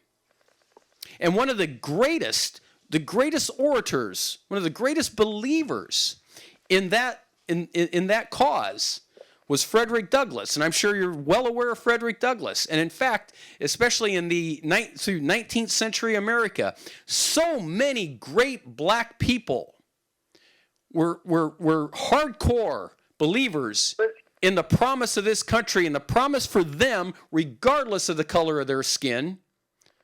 We've had a lot of bumps. Listen, that's what I was trying to get to, but we keep, for me, it's not about the color of the skin, but in the same token, I personally cannot base any logic and reason on what's described as the founding documents of this country, because the founding documents of this country excluded me because of the color of my skin. It did not exclude you. It specifically did not exclude you. Okay, it was a political point of power. Time out. Whoa. No, let me get this out. If you read our founding documents, Declaration of Independence, the Constitution, the Bill of Rights, even though they weren't implemented for all of us at the time, women, people of color, people that were native of this country, even though it wasn't implemented at the time, it was the blueprint. It had never been done before. Never. Nothing like our revolution and the spirit of it and the laws of it had ever been done in the world before this country. And what it did is it gave us it said it would protect our natural rights. Our natural rights came from God, and we were not to be owned by anyone. No man was to be owned at all by the government. We were self-governed people. Okay, so we were self-governed people and no man be owned by the government, right? Yet every last person that had a hand in writing them documents and whose signature is on them documents owned slaves. That's not true. That is not true. They were not all slave owners. Washington didn't own slaves. Jefferson didn't own slaves. You're really going to sit here and tell me this, right? When history accounts. No, Washington and Jefferson did, and in fact. Okay, so you want to tell me that the documents that they created, they talk about all men are free, yet at the same time they had people as slaves, right? Right. We understand that, and I've heard this. So how can you tell me that shit applies to me, man? That's what I'm trying to see your logic here. I really am, and I'm not trying to sound be brash or nothing. But that sounds like total bullshit to me, my guy. Okay. I mean, you can't tell me right. documents applied to me that didn't. When the Constitution was written, at that time, it was the most revolutionary document ever written. It was now put in place in the real world that didn't reflect the spirit of that Constitution. But because of that Constitution, and the United States has been the leader in the world in this regard, as time progressed, it came to represent everyone. No, wait a minute. It came to represent everyone. We evolved. We little by little, again, it was, I think the 1920s before women even had the right to vote. All right. As it evolved, and Frederick Douglass and so many great Americans of the 19th century understood that the Constitution was there to be as a tool to claim self-ownership for everyone. So just because when it was written, not everyone had self-ownership, not everybody was able to self-govern, which we understood, and it was that way. That was an accepted practice throughout the world. People of all colors were enslaved throughout all over this planet. From the beginning of mankind, there was slavery. Let me ask you a question, sir. Please, I need to ask you a question. Okay. Have you ever had to fight a criminal case in your life? Have you ever, been on the fighting end of a criminal case in your life, sir? No. Okay. The reason I ask that is this, all right? When you talk about what the Constitution meant and all that, and how you basically said that, what it was written as then doesn't reflect now current times. I could tell that you've never been in a position where you've been charged with a criminal case, because when you're going through a criminal case and you're fighting through this shit, right, and you're fighting, like, say you file a motion to suppress evidence, or you feel like they did something wrong, right, or you're claiming they infringed upon one of your freedoms, and you go through that hearing, you know what the judge bases his decision on that on? He looks at what was meant by the original writing at that time period. So he's doing the exact opposite of what you're describing. You're taking that document and trying to relate it to now. All right? But in the legal system, the way the legal system really works, my guy, they look at that and they relate now to then. Well, give me an example. I just did give you an example. Okay, Miranda warning, right? So say you're in the bullpen, or you got picked up on a traffic citation. You went to court, you got released, you're waiting to get out. Detective comes, talks to you, whatnot. You end up getting charged with something. You get what I'm saying? So now, while you going through this case, you're like, man, these bastards didn't even Mirandarize me. They didn't read me my rights.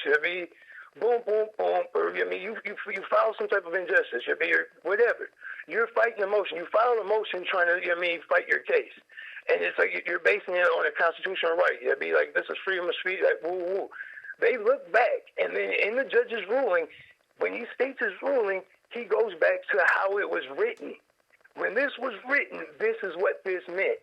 He uses it as it was then to interpret now.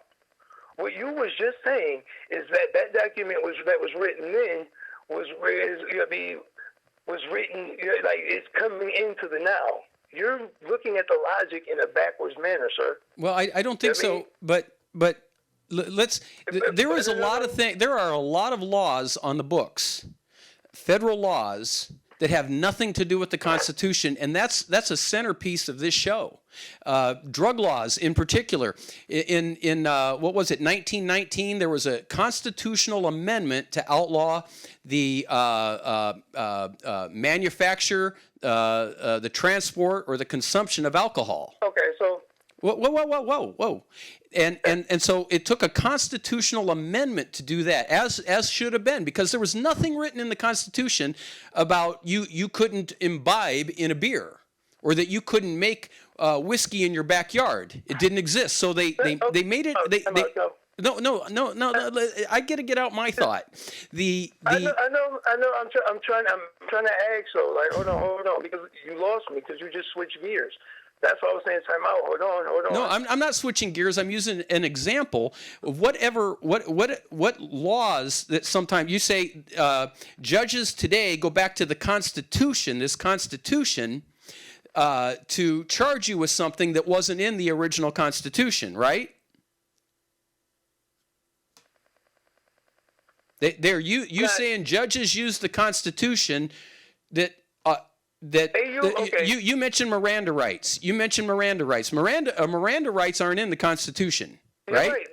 They're not in the Constitution. What I'm saying is when the Constitution is applied to legal cases, they're looking at how it was originally meant. They're not saying, oh, well, now it interprets to this. All right, what you're saying is that Constitution was written back then to interpret now. No, buddy.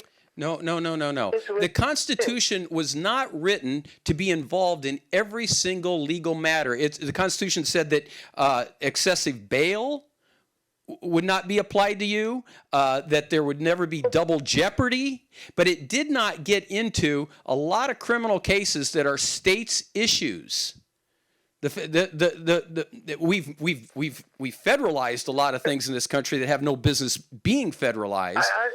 My honest thing is the Constitution is old and outdated. We keep trying to refer to something that don't even apply to now. Okay. What I'm trying to get at, because I keep getting stuck in these arguments where we're arguing the Constitution with people. That shit's old. It's invalid. Okay, Max, that's your opinion. Okay. I take that opinion. That's your opinion on it.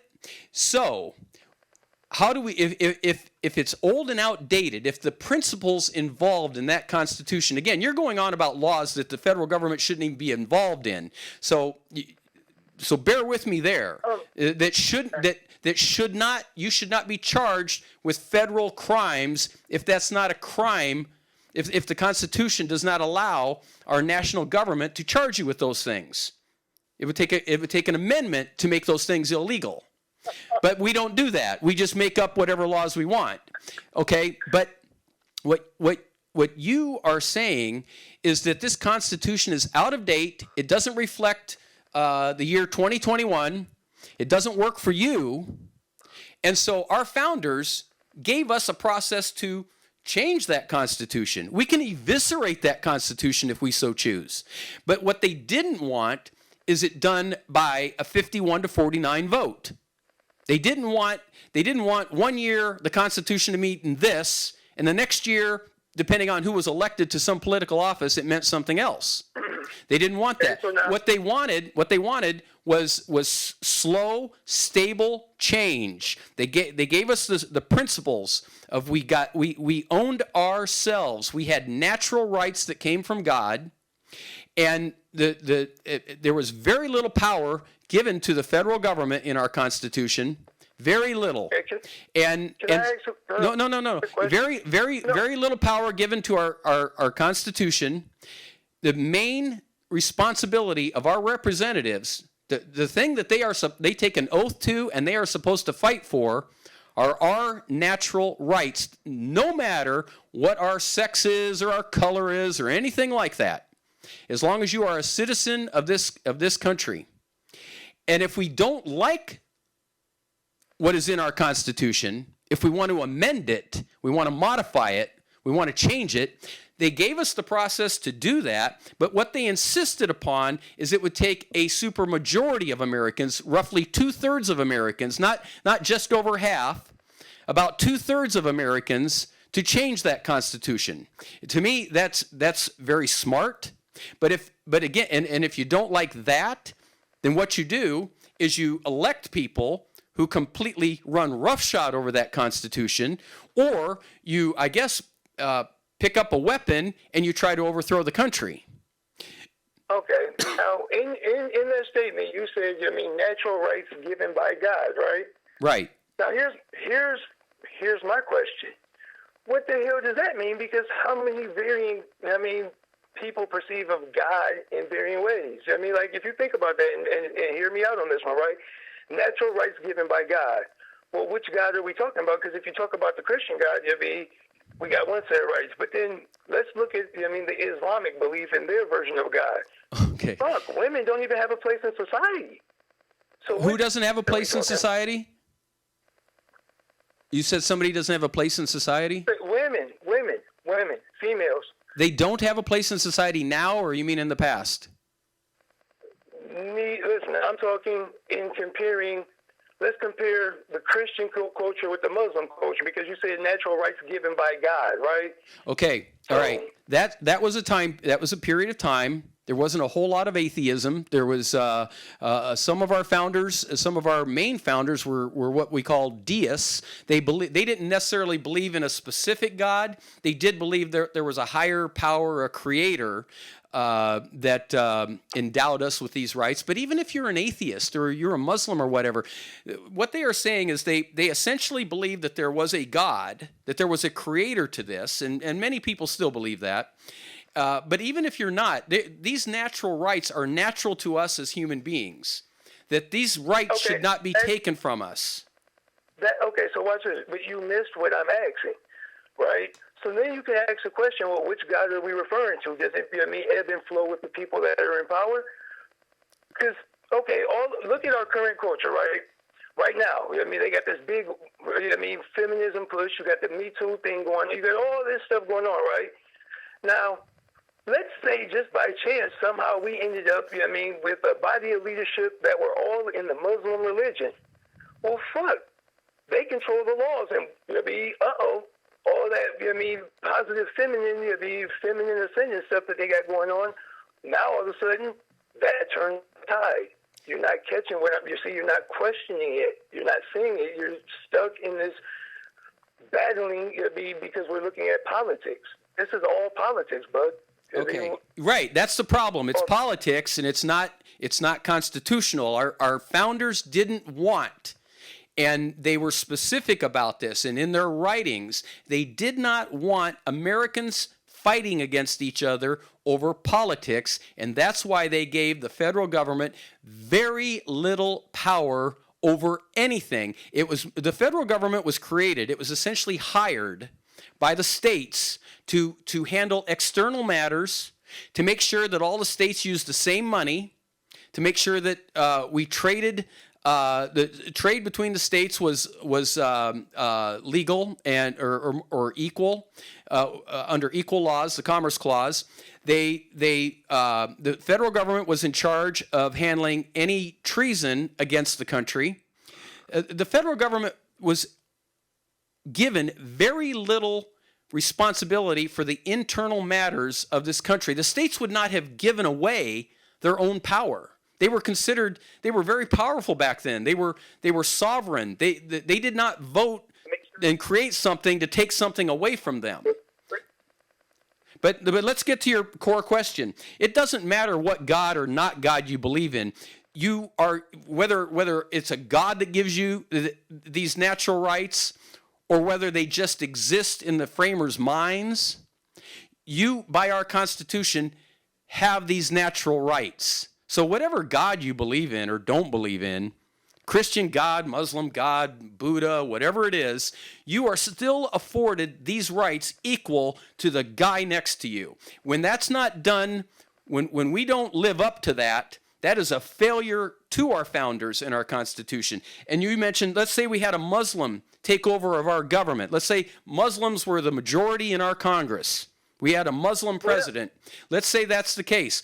That's the problem in this country. Not that the Muslims took over, is that our politics, our laws then become something that that should never happen. You should never be all whatever the subject is, whatever policies come out of this federal government. 95% of all these so-called laws, all these departments and agencies, they're not constitutional. That is our core problem. It's why I'm doing the show.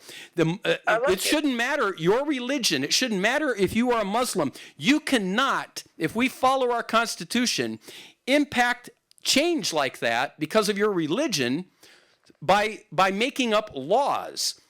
We don't follow our Constitution, and that is the problem. So if there was a Muslim takeover and you say, well, now they're making up laws that coordinate with their religion, you should not be able to ever do that in our national government. And you should not be able to ever make up laws that infringe on my right to self-determination. Now, watch this. We've been on... hello? Yeah, I'm here. Oh, my bad. My phone ain't cut out. We've been on for about half an hour, all right? Now, the way that, we've been making... really, we feel the same way about the same things. But I purposely, took the route I did so thus far in the conversation to be able to show you, give an example. We get so stuck in, just hanging up on that. We lose sight of, once we catch that, all right, now that I know that, let me just put this into action. So instead of us, just talking about okay, we're downtrodden, we're this. How do we get past that? You get what I'm saying? Well, I want to go back in history a little bit. Come on, let's go. Besides the war between the states, which I don't think should have ever happened, all that death. And by the way, as you should know, whether it was our Revolutionary War or the Civil War, black soldiers were critical, especially in the Civil War, to the outcomes of those wars. But the federal government has done more to harm black Americans than anything else in our country. The federal government has been a monster to Native Americans, black Americans. It has been used to hold you down, and you have a right to bitch about that. It has been used by misguided, power-hungry, racist tyrants. And by the way, racists are on all sides. Racist tyrants in this country, mostly represented by a political party that our founders didn't want to have happen, that have used the Constitution as a tool to purposely keep you down and even murder you, okay? And that's the Democrat Party. And when they figured out that wasn't kosher anymore, that they couldn't get away with that anymore, in the late 50s and the 60s, they started figuring out, hey, we're not going to be able to have these Jim Crow laws anymore. We're not going to be able to have poll taxes anymore. We're not going to be able to get away with these lynchings, whether it's by the Ku Klux Klan or just some guys out in bum-ass Mississippi that decide that some black guy looked at a white girl somewhere. You can't, when they figured out this wasn't going to work anymore, they turned back into the 60s. Black Americans, just like so many Americans before them, were picking themselves up by their so-called bootstraps. They were business owners. Their children weren't starving to death. Parents were feeding their children. The church was a centerpiece of the culture. And black Americans were becoming even more valuable than ever to themselves in helping themselves and to this country, just like every other group that had ever come here, regardless if it was by force or not. And by virtue of implementing these totally unconstitutional laws of redistribution called welfare, through welfare, the Democrats knew, let's switch gears here. Let's switch gears. Let's switch gears, but hold on, please. Hold on. Before we go any further with this, I got to establish a baseline, because right now, man, I'm getting this familiar. I want to puke. So before we go any further with this, man, let's keep this all the way 100. I mean, the system may be geared foul, man, but I can't sit here and condone this. You know what I mean, like being this. You know what I mean, coming off like I'm. You know what I mean, been dealt this hand because I'm black. Because real life shit. You know what I mean, while racism is a part of things, man, this shit above and beyond racism because it's about class. Okay. It's really about the people. You know what I mean, that you know what I mean, have you know what I mean, a lot of money and power and influence, and the people that don't. You know what I mean, race. And this whole race war, that's just merely the subdivision within the low class to keep us from unifying. So can we please continue this discussion, but without going heavy on the race thing? You know what I mean? Like, that shit makes me sick. It makes me feel like society feels I need a cane to stand. Okay, I'm not getting every single word that you're saying, but you're saying let's keep the race out of it? No, I'm not. Okay, what I'm saying is that race, it really only matters within low class. It matters within the people, you know what I mean, that ain't in position of power. All right, they use that to keep us divided. Can we please quit leaning on the subject of race and let's just talk about the facts of this? Because guess what? I'm in an interracial marriage and my wife sits here and struggles with me just as much. Race is just what they keep us fighting against. Please, I don't want to sit here and use. Well, but when we started out here, your core problem was with race. My problem wasn't with race. My problem was with the logic, okay? My problem was the fact that instead of accountability, everybody's looking for an excuse. All right, my problem is we want to base it on documents that don't reflect for everybody. That was my problem. That was what I was trying to get at, but we kept, you know what I mean, getting caught up in the, you know, be like, oh, well, I believe the Constitution is valid. You know what I mean, trying to validate it. To get to that point, like, look, man, we're holding these dialogues and these discussions based on outdated documents that don't even truly reflect the true body of people among us. Well, my point was, let's get beyond that, okay? Yeah, the reason we're being separated and divided in a nation, I mean, our name is the United States. We're not really America. We're of America. We're of the Americas. We were named after a guy named Amerigo Vespucci. We are being divided because of the monster known as the federal government. It is the one dividing us. It is the one picking and choosing winners and losers because of that swamp that exists out there of all these bureaucrats and lawyers and lobbyists. Okay, so I'm great with I mean, like accountability and self-empowerment, right? We keep saying the federal government. Guess what? No, not the federal government. Let's put the responsibility where it needs to be. Every individual that went to them polls and voted for them people and put them people in office, that's who's to blame. You're right. Everybody that's voted and consented to this system is exactly who to blame. So instead of everybody bitching and wailing and bemoaning the federal government, let's keep this 100. When I started this show, and I think I said it on my first show, while the monster is the federal government, we can see it, and we can see what it's doing to us. It's bankrupting us. It's dividing us. It is completely unconstrained anymore. But the responsibility for that government, in the end, is that we as a people are the monster. We are the ones who are not holding them accountable to their oaths to office. We are the ones who are not rising up against this monster and constraining it like it was meant to be constrained. We are allowing it to destroy us. We are doing it. You are absolutely correct. We are doing it. We are doing it with apathy. We are out of apathy. We are doing it out of, hey, when I wake up in the morning, I'm still able to get to Starbucks once or twice a week. We're doing it because, hey, we're okay for now. Go ahead and infringe on more of my liberties, but hey, I'm still okay. It is our responsibility as individual voters to talk to each other, just like you said, that this responsibility is on us. And I hope now that we see, my God, they have taken away our liberties. They've taken away, and out of cowardice, they have taken away people's rights to go to church. Yet you can come together to inflict damage on cities. You can come together to play a football game.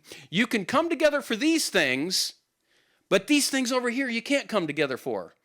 You can shop at Walmart, but you can't shop at this small business. This is so. Speaking as somebody coming, from the trenches of life, I'll be honest. All of them, those are topics that don't even touch at the root of it. We don't even realize that. There's a great majority of people that can't even fathom how they'll live without public assistance. Exactly.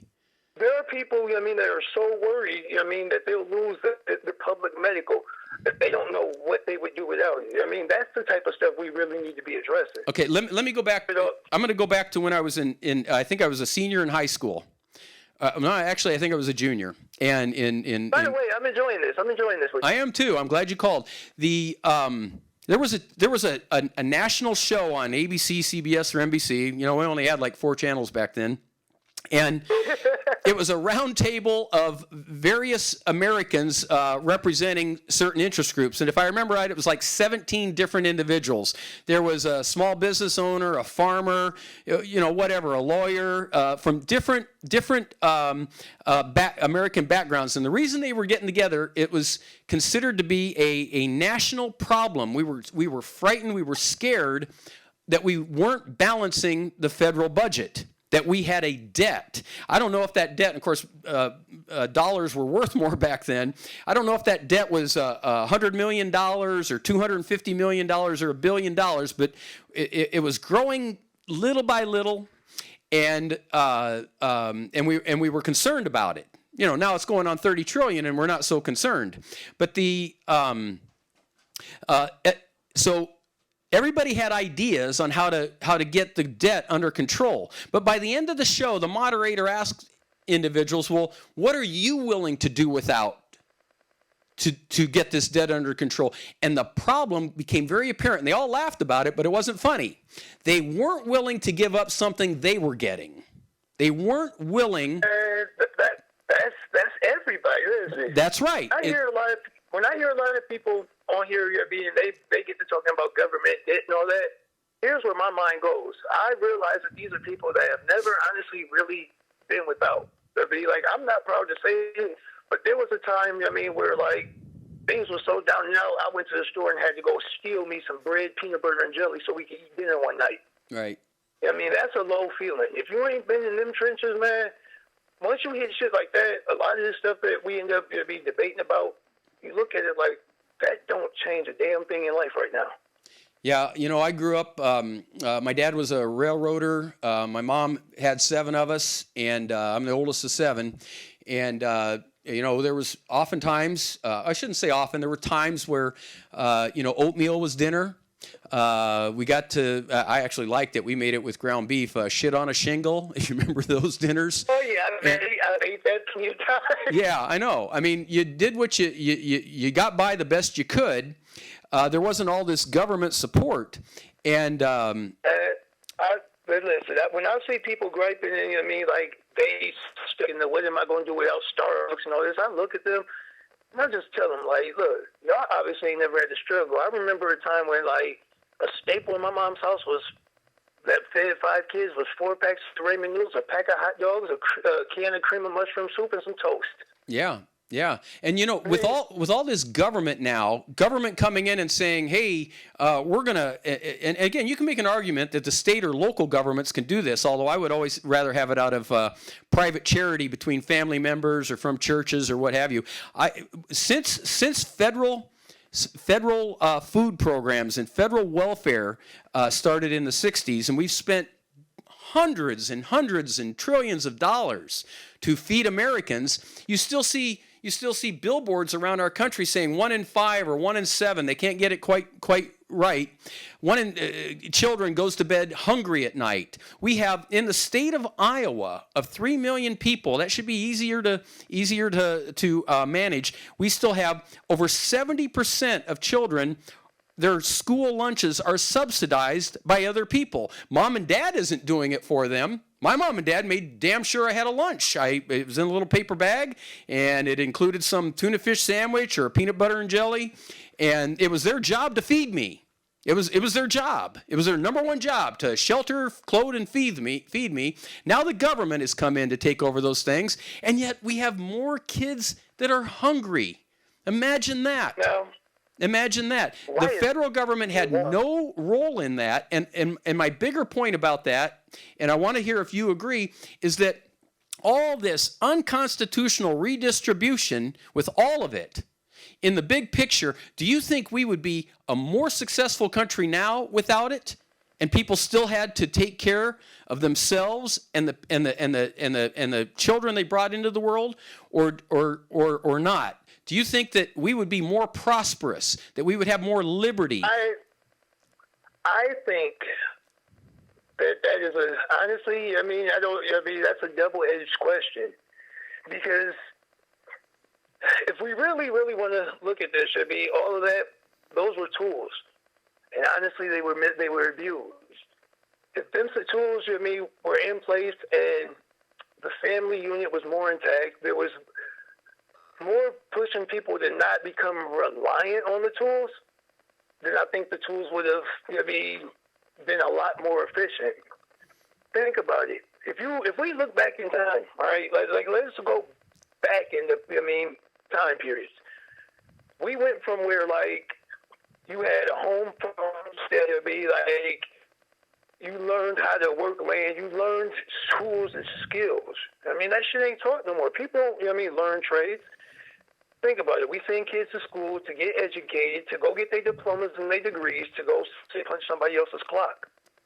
Well, that's another subject, and I'm completely against all these teachers' unions, and I believe our public schools are doing a massive disservice to our children in neighborhoods all over America. But hey, I want to change the subject a little bit. I started the show on guns and the Second Amendment, and again, I round that into I try to talk about it from the perspective of our Constitution, not what we feel like is the right thing to do at the time, whether it is right or not, but what our Constitution, what our natural rights are according to our Constitution. And what do you think about all these thousands of gun laws and whether you can own this type of gun or that type of gun or this much ammunition or not quite as much ammunition? Do you believe that our Second Amendment gives us rights to protect ourselves in our property the way we see fit? It's not your business, is what it's saying, how I protect myself and my family and my property, as long as I don't attack you and your family and your property. It's my business how I do that, and unless there's an amendment to the Constitution, that cannot be abridged in any way. It cannot be violated in any way. How do you feel about that?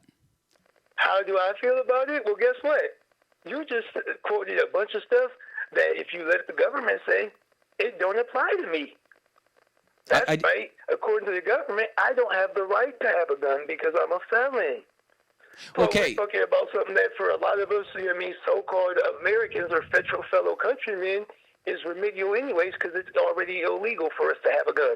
Okay, let me discuss that just a little bit. My thoughts. If there is going to be federal laws regarding felons, and of course a lot of the laws that so-called felons have violated, a lot of them are non-assault, they haven't violated somebody's life. There's nothing in our Constitution that gives the federal government the power to decide once you get out of prison whether you can have a gun or not. And if we're going to have a law like that, a national law, again, you have to modify the Constitution.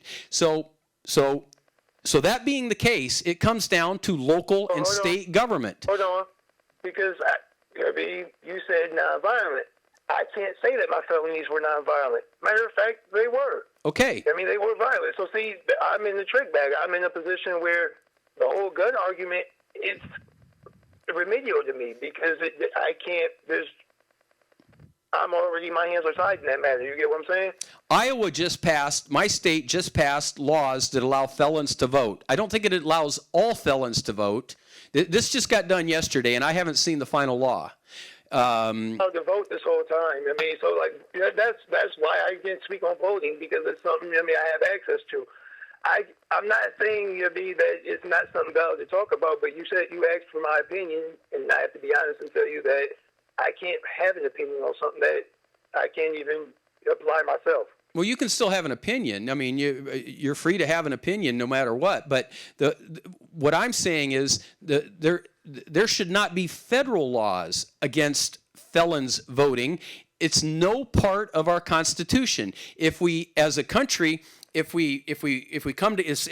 our representatives write up an amendment to the Constitution to modify the Second Amendment, to modify who gets to vote and who doesn't get a vote, then that's what they should do.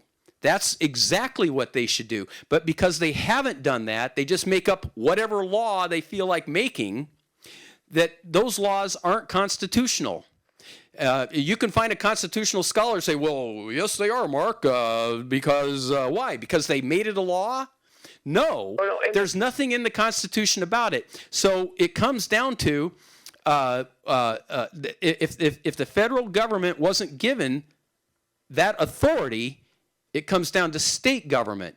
And here in the state of Iowa, felons are allowed to vote now.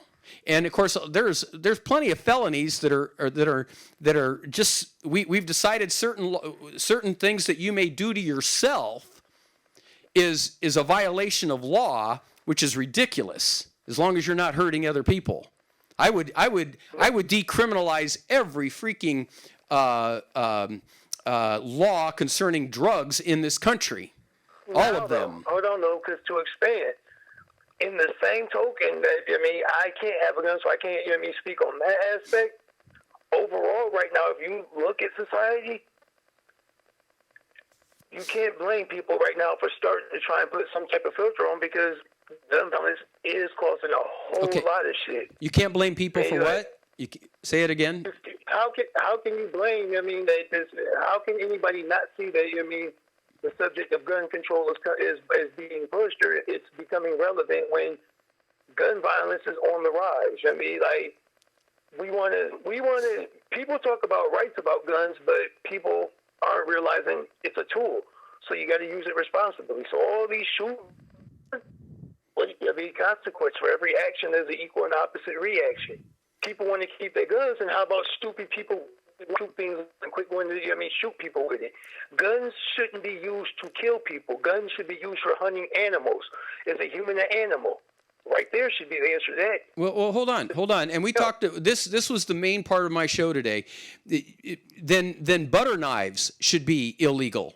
Then your hands should be registered as lethal weapons. Then guns aren't the only thing that kill people in this country.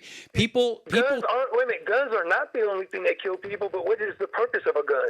The purpose of a gun is to kill. It is to kill. Well, so's the purpose of a knife. Kill. No, a gun, most guns are used in self-defense. Most instances of guns in this country are used in self-defense or a threat of being able to defend yourself. When you're being trained for a firearm, what do they tell you? Isn't it taught that when you're only supposed to pull a gun if you plan to use it, and if you shoot it, you're supposed to shoot to kill. Well, okay, but when it comes down to right down to it, time out. Gun is to be used to kill. Why are we using it on one another? A gun is a tool of death. Quit turning that on one another. It should be used strictly for hunting. To expand from that and be like, a knife. I'm not saying we should outlaw a gun, but it should be a moral standard. Don't use a gun on another fucking human. Well, period. No ands, ifs, or buts. Well, most people know that intrinsically, but the fact of the matter is, if we have, regardless if it is still from 250 years ago or so, still a good amendment, and I believe for the most part that it is, although it could be tweaked. We have a Second Amendment, and as long as it's there, as is, you have the right to own a gun, and you're not supposed to kill other people with it. Now, if we believe in today's world that there should be federal background checks, if there should be an argument about which felons can and can't have a gun legally and things like this. That is why we elect representatives to a national government to make changes if necessary to our Constitution, not just make up a law that day that can be just like these executive orders this Biden's making up and other presidents have used. Not something that can be changed easily depending on who was elected in 2 or 4 years from then, or 20 years from then, or 100 years from then. If it is smart to do, if it's smart to modify an amendment or to add an amendment, that is a national debate. And what our founders wanted was for the majority of the nation to agree with that amendment so that we were a united nation. Not everybody agreed with it, but the supermajority of people that were legal citizens of this country agreed that this was a better direction, whether it turned out that way or not in hindsight, that this was a better direction for a more just society, then that's what that's what our national representatives are supposed to fight for. They are supposed to put together not just a law that says, well, this day this person can have a gun, but 2 years from now we're going to restrict these people. No, it should be a modification of our Constitution agreed to by a vast majority of Americans, not all Americans, but about 2/3 of Americans. And then we can make change where we go, you know what? Some of us aren't happy with it, but this is part of our supreme laws. And if you don't like it, you can bitch about it because you have freedom of speech, or you can move to another country because you really hate it that much. You really hate it that much. But where we've lost our ability to be indivisible, to be united, I don't give a damn what your ism is, what your color is, what your ethnicity is, what your religion is, what your sex is, what your sexual preferences are. For us to be a united nation, that Constitution has to be the core of this country.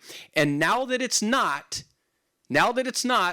we talk about civil war again. We're talking about secession. It's talked about daily in this country, how we can't be together anymore. And it's because we've gotten away from our supreme laws. We've just made up laws, so-called laws, depending on who got elected, instead of our national representatives representing us the proper way. And it can be seen so well in our Second Amendment, how it's never been amended. It's never said, hey, we can have federal background checks. No, they just make up a law that says we're going to have federal background checks. It's not right. These felons can have a gun, but these felons can't. Or no felons, regardless of their crime, can have a gun. We don't have this national debate because all we try to do is with money and lawyers and lobbyists and pressure and journalists that don't know what they're talking about. We try to impact our country with a new law or laws instead of going to our core laws where the nation says, you know what, most of us agree with this. Let's change. And that's the process. That is the legal process in this country. And I am thankful. Our founders thought out the Constitution very well. They fought over it. They bled over it. They drank over it. And they came up with something that, in my opinion, not because I was born here, in my opinion, as I've looked around the world, was brilliant. It was revolutionary. It was not impactful equally on the day that it was ratified, but it was a blueprint to get there. And we had been getting there with ups and downs through blood and toil. We were getting there. And then the government starting, you can pick out your year. I like to pick out 1913. The government decided that they were going to become less limited to the point where now the central government is almost unlimited, even though we have a constitution that limits it dramatically. And we cannot go forward as a nation like this. We are going to split apart. We are split apart because our core values represented in our founding documents are no longer considered important. And if they're not important, then let's have a vote and tear the whole damn thing up and start over. We can have a constitutional convention. It's right there in the Constitution. It says we can have a convention. People from all sides get together and write up a new constitution. We can do that. The pathway, the avenue is there to change it any way we want. But it was not to be changed by politicians of this party or this ism or that ism or this religion or that religion, just by virtue of making up what we call a federal law, a new federal department. Has the Department of Education helped education in this country? Hell no. Hell no. There should be no Department of Education unless it becomes part of the Constitution. But they just make departments up now. Is there a CIA in our Constitution? I haven't seen it. Is there a national internal police force, like an FBI? Is it in there? Nope, we just made them up. You might say, well, I think we need one. Okay, well, let's have that debate. Let's make it part of the Constitution. If a majority of the people can be convinced that we need an FBI, we need an internal police force, that states can't handle this themselves, or governors can't coordinate because of open borders. They can't coordinate correct laws that satisfy the majority of people. If that's impossible, and we find that, then you go to the Constitution and your national representatives come together and they fashion something that they then bring back to the people and try to sell it. And then we vote on it. And that's how we change and stay a united country. And that's why I'm saying we are not a united country anymore, because that's not what we do. We don't follow the process. It's a good process. It makes sense. It's the best process the world's ever come up with. And so now we become a nation of massive corruption, debt, dependency. We become a nation of death and destruction in our names. In our names. We are the people, and we've allowed this to happen by these Republicans and Democrats destroying our political rights, our heritage, and that's why I'm doing the show. It is the core of America, and if people disagree with me, they can call up, they can call me names, they can do whatever they want, but that's my belief. That's why this country is falling apart. It is separating, it's disintegrating right before our very eyes. We're more worried about impressing upon a company to change Mr. Potato Head into something that is now a Mr. or Mrs., depending on how you want to view the potato, into something unsexual, doesn't have a sex anymore, that's a violation somehow of our sensitivities. We're more worried about that than we are about the value of our own money. Listen, my wife be laughing because obviously we have social media, so we see all that too, you be. And one thing we take to doing when we're out door dashing is we watch SVU. Like, I'll put my phone on the holder and we'll just play episodes of SVU. We started, from season 1, episode 1. And it is funny when you go back and watch the old shows, how much, now it's how much shit you see. Like, if this show just came out now, boy, it would be cancel culture central. So it's just, watch it. It's funny to watch the progression of society. Yeah, I wish that progression was still real progress. I find it a regression of society. We're becoming more autocratic. Our government's becoming more authoritarian. And, listen, when we started this show and you had brought up football, and I was like, I really don't watch sports. I quit watching sports years ago because, football ain't even no fun to watch no more. There's no touchdown end zone celebrations. You can't spike the ball. You can't hit hard. And no offense, I played football as a kid. We couldn't wait to get our pads in the surf so we could start smacking each other with them. I'm with you. What the hell?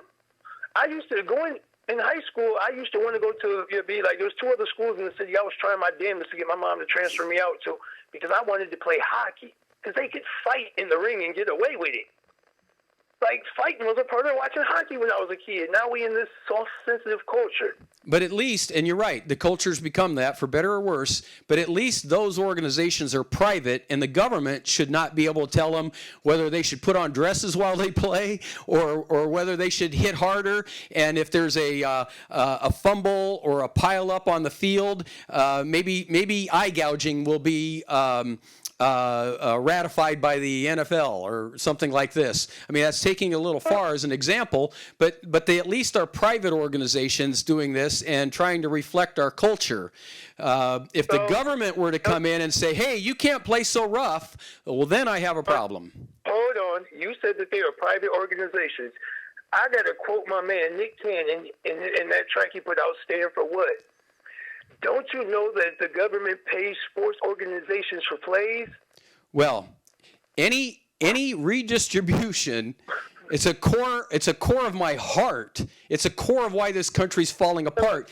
Any redistribution of your wealth, your property, or mine, or your neighbors that goes to something, I don't care if it's a sports organization, another human, a foreign government, a university, a corporation, any of our property that is taken from us, that is stolen from us, that is then redistributed to some responsibility that the government has taken on, that is not a responsibility of that government, is theft from us, and it's destroying us. It's destroying the fabric of this country. Redistribution, our founders were completely against it.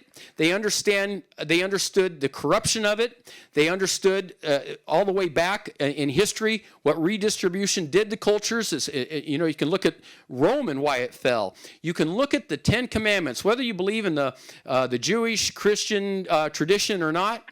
You can look at the Ten Commandments, and one of the commandments was not to covet your neighbor's property. And that is core to our founders' belief, and there is no redistribution in our Constitution. It doesn't exist at all. Yet our federal government has become nothing but an entity for redistribution. Well, let's see, this guy's making too much and this guy isn't making enough. Well, let's level it up. And it does our country no good. It holds us back. It becomes a nation of dependence and envy. And that's exactly what they didn't want. But that's what we've become. That's what we are now. That is a core of America. Who's getting somebody else's something? It's bullshit. It's absolute bullshit. And I believe there would be so many more kids going to bed with food in their stomach, so many more prosperous Americans, so much more upward mobility if the government, this entity of bureaucrats, wasn't taking our wealth and trying to split it up correctly. To give you a small example, to give anybody that's listening to this show a small example, there was a state representative here in Iowa that was lamenting the loss of like $70 million from the federal government for 4 distinct programs here in the state of Iowa. I can only remember one of the programs. They were all laughable.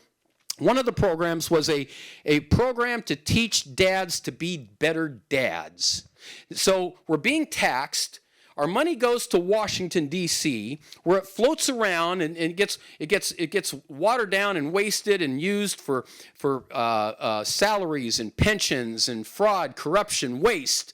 For some bureaucrat with the authority through some administrative law to say, you know what? The people of the state of Iowa get some money so that they can train dads to be better dads.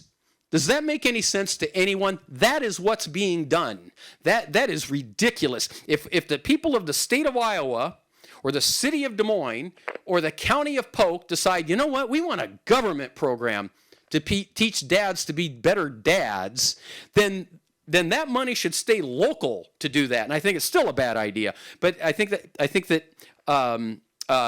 why should that money go to Washington, D.C., to then be gifted back to us after all that waste and all those salaries and all that corruption, all that swamp for us to go and lobby to get some money to come back so we can teach dads to be better dads? Does any part of that make sense?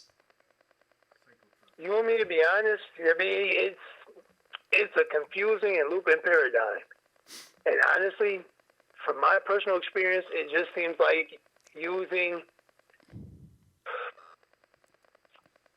public interest as a way to line people's pockets, to be honest, because them programs, I mean, there needs to be wider access to them, because there are a lot of programs like that, that do help a lot of men. There are a lot of men, that get caught up in child support. They get caught up in, issues with splitting up with the person they had kids with, and the court system is not a male-friendly thing when it comes to kids. Nope. It is what it is. It's a crappy thing, but there's a lot of men out there that end up needing help wading through that. Yeah. My second marriage, my first marriage, I actually, going through that, I tried to call them places, and because I didn't have custody of my kids, there were no resources, to help me with that. Yeah, okay. I filed my first marriage divorce pro bono. I had to learn how to do that all myself. And trying to obtain help that's why I had to learn it myself, because it was either pay people a bunch of money, or hearing people say, well, because you're not the one with custody of the kids, we don't have the funding in place to be able to help you. Yeah, these are great conversations. Number one, none of that money probably came from the federal government, but and it shouldn't. But my contention is, and I am hardcore on this, because I believe hardcore in what America was supposed to be, that wealth should have been retained by the people of this country. And if there was more wealth in individuals in this country, if more wealth in our pockets across the board, more wealth to distribute to local organizations for charity, for clothing drives, for churches, and churches don't pay taxes because they are supposed to reach out and help those who are falling through the cracks in our societies, in our states and in our neighborhoods. That's what churches are. That's why they are not taxed. And so my contention is, if we weren't sending hundreds of billions and now trillions of dollars of our tax money to the federal government, and the majority of this money, not all of it, because there are responsibilities of the federal government, but the majority of it was left in the individual Americans' pockets, that you would have found, if you needed it at that time, that you would have been able to find that help if you couldn't help yourself. Far better than going to a federal government for it. They've stolen our wealth, telling us, hey, you need me for everything. You need me. When you say stolen our wealth, right? Yep. Okay, so let's look at that. How exactly do we measure our wealth? What are we using to measure wealth with? Well, it has nothing to do with measuring it. It's just our wealth is stolen. There was no personal income tax until 1913. There was no personal income tax. Our founders purposely did not have a personal income tax, or they would have put it in the Constitution. Hear me out here. When you say that our wealth was stolen, please, can you describe, what you're ascribing to as being wealth? When you say our wealth, what are you saying? What is that? By taxes, our money, what you own is taxed. It's taken from you, and the government's saying, "Hey, we're going to just make up that we're going to use the money within the framework of the Constitution." No, they don't even care anymore. They use it for whatever they want. They just took $10 billion of our money, and in the end, whether they printed it up or borrowed it or they took it directly from us, they've taken it directly from us. But no. And they used $10 billion. It's just one of many cuckoo examples of our representatives working for us, for gender studies in Pakistan. For gender studies in Pakistan, or as Obama would say, Pakistan. That's where $10 billion went to. Does that make any sense? That's how corrupt they are. Yes, but watch this. We're talking about, when you say wealth, you're describing wealth as solely money, right? Money, property. Just the plain. Okay, but that's all the plain pieces. So why don't we learn to control our own money? Why don't we learn to create our own currency? No, you can't. You can't.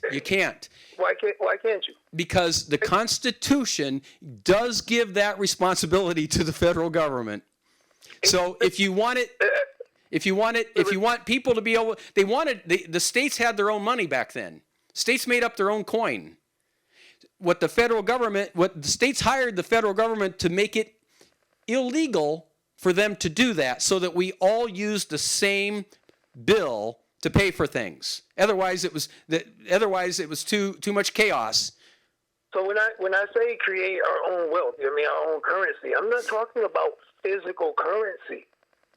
I'm not talking about physical currency. If we get in our mind, if you get in your mindset and shift your focus as to what wealth is, and realize that money, currency, is just the physical piece of it. Your wealth, includes your total worth. It includes your totalness. Right, your property. So when you start focusing in on that, I swear it's a slow process, but over time, you start building, a system of wealth of your own. You start building your own wealth. You start building the things that bring abundance into your life. It's a slow process. It's not immediate. It's not easy. You know what I mean? And it's a lot of trial and error. But that's the thing is, again, going back to what we keep both agreeing on. We've all gotten lazy. We've become dependent on a system to provide for us. You and I, hey, Max, we're on the same page there. We are on the exact same page. We are being made into dependent, limited humans. We are being forced to be our brother's keeper by a corrupt government that's wasting most of our money before it even gets to our brother next door. It's ridiculous. This is asinine. It's just asking for us to be a failed country. The United States of America would already be in far more trouble if after World War II we had any competitors internationally, but we didn't. All of a sudden, the United States was ascendant and powerful, and the inertia from our industrial revolution, from our more laissez-faire capitalism, had created so much wealth that we were able to put together a war machine to defeat the Axis powers. We were and so we're living on that. As we decided to become more socialist, as we decided to now we're robbing Peter to pay Paul. We're stealing from Peter to make sure that these people feel a little better over here. And in the end, by stealing our personal wealth, we are less able, even though we still do it by hundreds of millions every year, we're less able to directly help our fellow man in our communities and in our families. We're less able to do it. We've hired government to do it, even though it's not a government responsibility. And so we've made ourselves weaker. And here we are, going on $30 trillion in debt, and nobody seems to care. So, hey, Max. Let me interject just a second. We're going on 2.5 hours here. Not you and me, but I've been here 2.5 hours. And frankly, if I could do this 24 hours a day, I would. I really would. I'm obsessed with America. On that long. I know you were on that long, bud. My bad. No. I have enjoyed this conversation immensely. I hope you have too. I want to say just a couple things before I get off the show here. And so I want to move on here. But I'm so glad you called in. You call in anytime. I got you. I mean, you got a specific situation. You got you do some research on something. You say, I'm going to call that guy in Iowa and see what he thinks, or I'm going to get on his case about what he thinks. Just go ahead and do it.